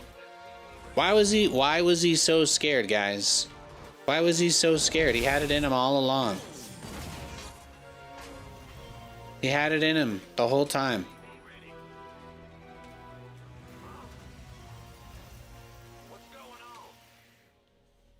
Once you feel power, people love control. He'll do this all night. Are you quoting 50 Shades of Grey to me? Who is this horny guy in my chat? Once you feel power, they'll do it to you all night long. I'm like, hang on. I don't have any wine out, man. Add-on is complete. In the rear with the gear.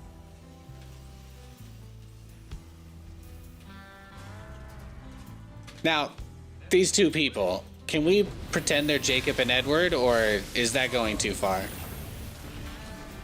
Oh, see, he was just Bane busting me. That's all, right? I mean, do you guys want me to pretend to struggle? Oh no, I hope I can defend this with my 2 Marines and nothing.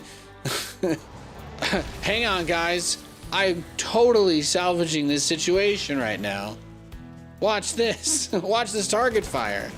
Wow. Amazeballs. There it is. Oh no, we couldn't stop the cheese. Just let him get it out of his system, right? What can you do?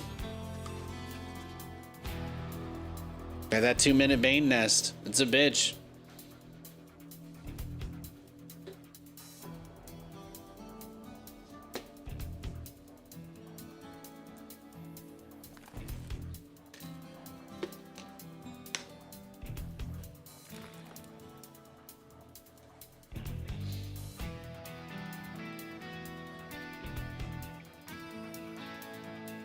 Our shoe is different from cat paws. Our cat does not come upstairs, thankfully. She doesn't come on the bed.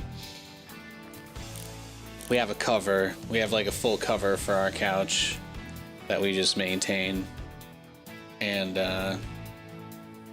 yeah, she comes out on there, but she doesn't go upstairs.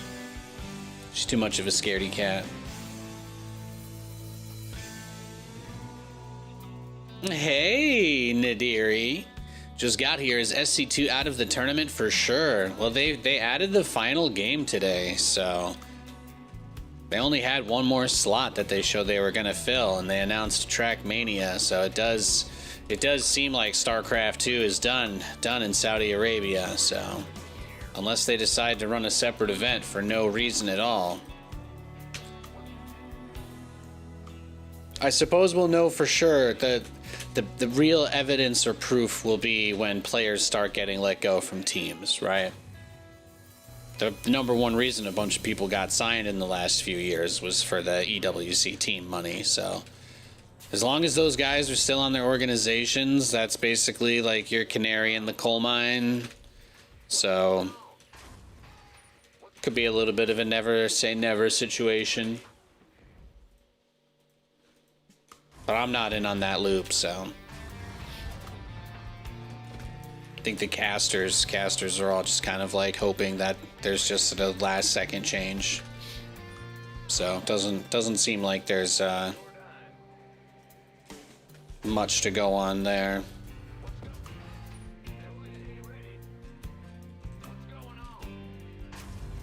That said, I mean, if you watch the Chinese StarCraft tournament that happened this last weekend, that was pretty dope. And unlike the Saudi event, there were actually people there to watch in person, which was pretty cool to see. They actually like filled an arena. It was badass. It was actually pretty badass.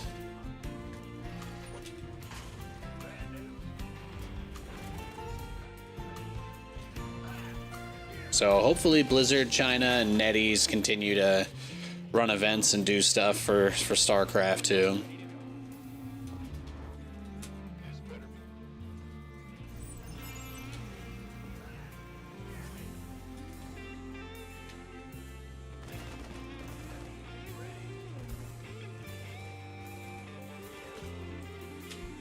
Yeah, it looked fun. That looked like a great time. That event looked awesome. That's the kind of thing I wish could happen over here, you know? The dream, right? Looked like a real old school tournament. Beautiful. They had a beautiful stage. And my favorite player won. Oh my god. It was like the dream. I mean, obviously, Cyril's like, you know, I want Cyril to win everything forever, but I'm also at the point where I'm ready for him to retire. He doesn't have anything left to prove to people. I don't want to see him get ripped apart by StarCraft bigots who pretend like him moving on with his life and occasionally losing a game means we need to revisit his legacy. You know what I'm saying? The man's a god. But yeah, I love... Oh man, Hero is absolutely one of my favorite players. And I don't know how much competitive StarCraft you guys follow, but basically everybody just craps on Hero constantly. People like really try so hard to reach and like cope about how Protoss is overpowered because they think Hero's a bad player and he wins stuff. It's literally like the most sad mental gymnastics of all time. It's my least favorite thing about StarCraft right now, actually. And then Hero just went and won this event. Absolute Giga Chad. And people are like making Reddit threads. They're like, how does Hero win games when he lets Lings into his base?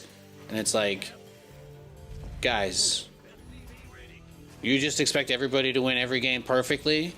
Like, literally no other Protoss players are even competitive, and you're gonna tell me that this guy doing it messily somehow disqualifies him from being properly lauded for the accomplishment that he reached? Like, I hate that, man.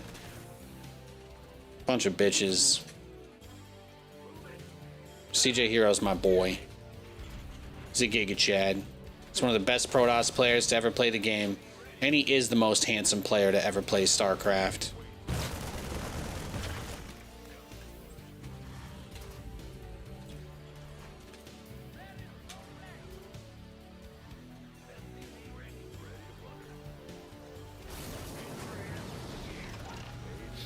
If there are no CJ Hero fans in this world, then I'm not in this world. That's all I'm gonna say.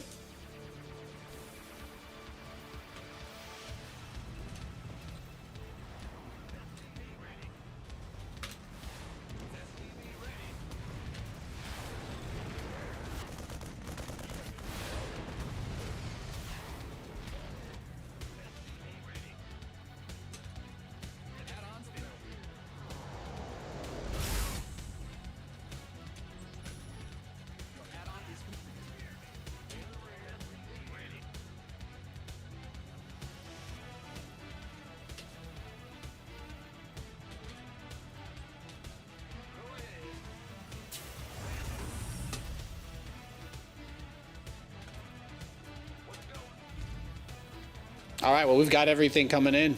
We've got the upgrades on the way. We've got the Yamato coming in. We're building 2 BCs at a time. We just got to assume that he'll be rushing Corruptors, right? And then he'll probably rush Corruptors and do like a Roach or Ravager counterattack as soon as our BCs are like maybe halfway across the map. That's then the MO, right?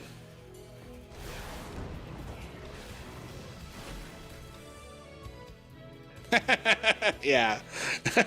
Brother in Christ has already got his Corruptors out with his upgrade spinning before I even finish my BCs. That's the game. That's the game we're playing right now. Guy's playing with one hand right now.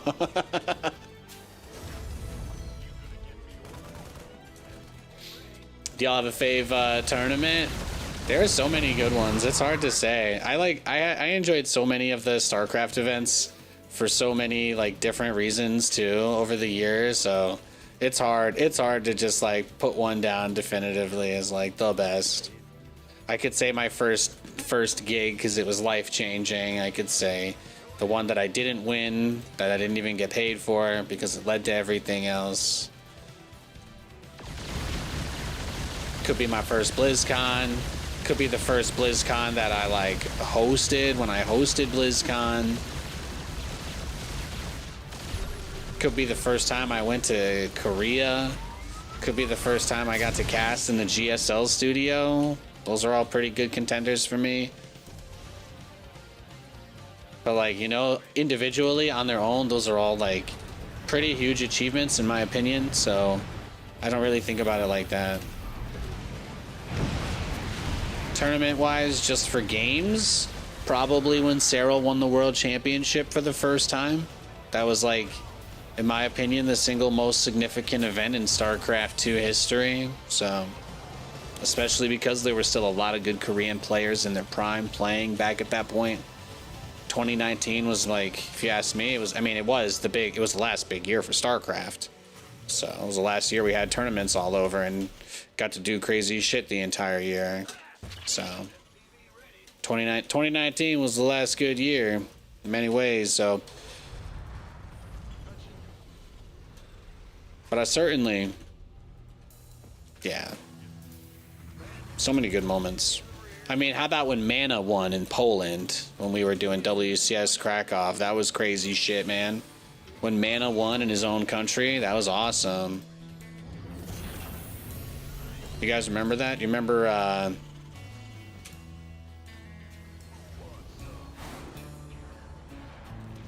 started playing in 2010? Hell yeah. When Beyond won BlizzCon? Yeah, when Beyond won BlizzCon teamless. When he won BlizzCon as a teamless player, and then he got Reapers nerfed again after they had already been nerfed like twice that year. Because of him, might I add. Everybody was like, yeah, they changed the Reaper grenade cooldown. And then they're like, no, now they gotta change the damage.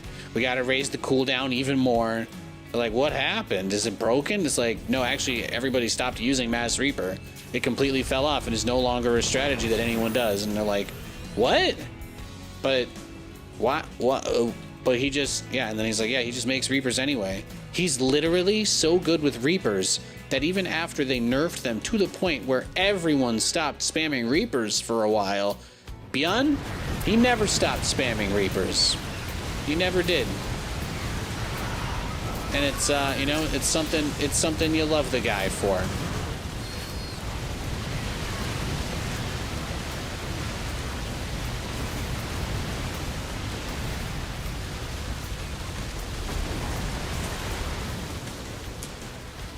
I don't know, man. Sometimes you just gotta do what you gotta do, right? I am making a lot of command centers, so feels like an anything is possible situation here.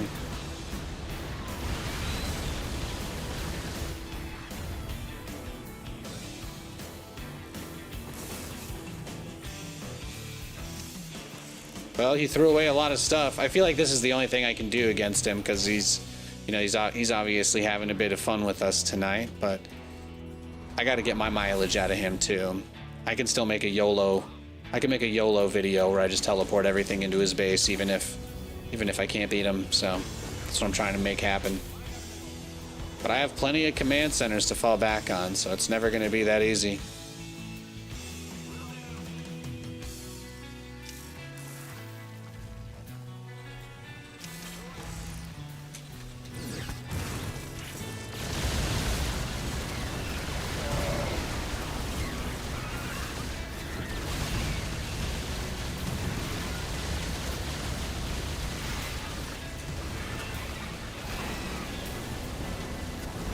Oh, I see. He just wants the command center, right? He doesn't even care about the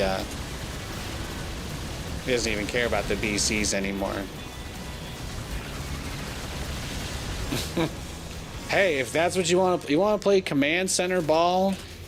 If that's all you want to do, then let's do it. Let's play command center ball. That's fine. I'm gonna keep building command centers, so I won't run out. I promise.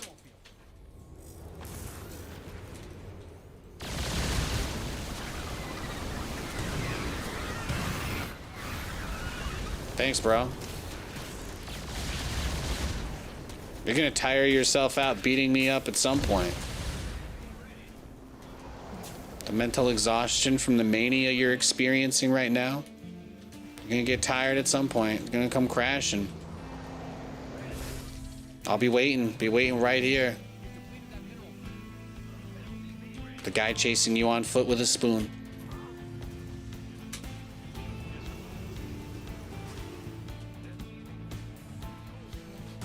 I was gonna say, my planetary's about to finish again, bro. You don't want to miss your chance.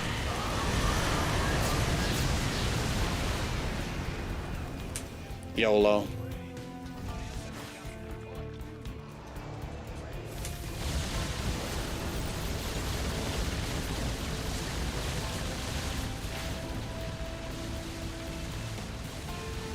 Yeah, let's do it.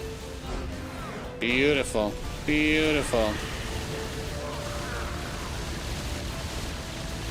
Look at that, boys. Revenge. Revenge.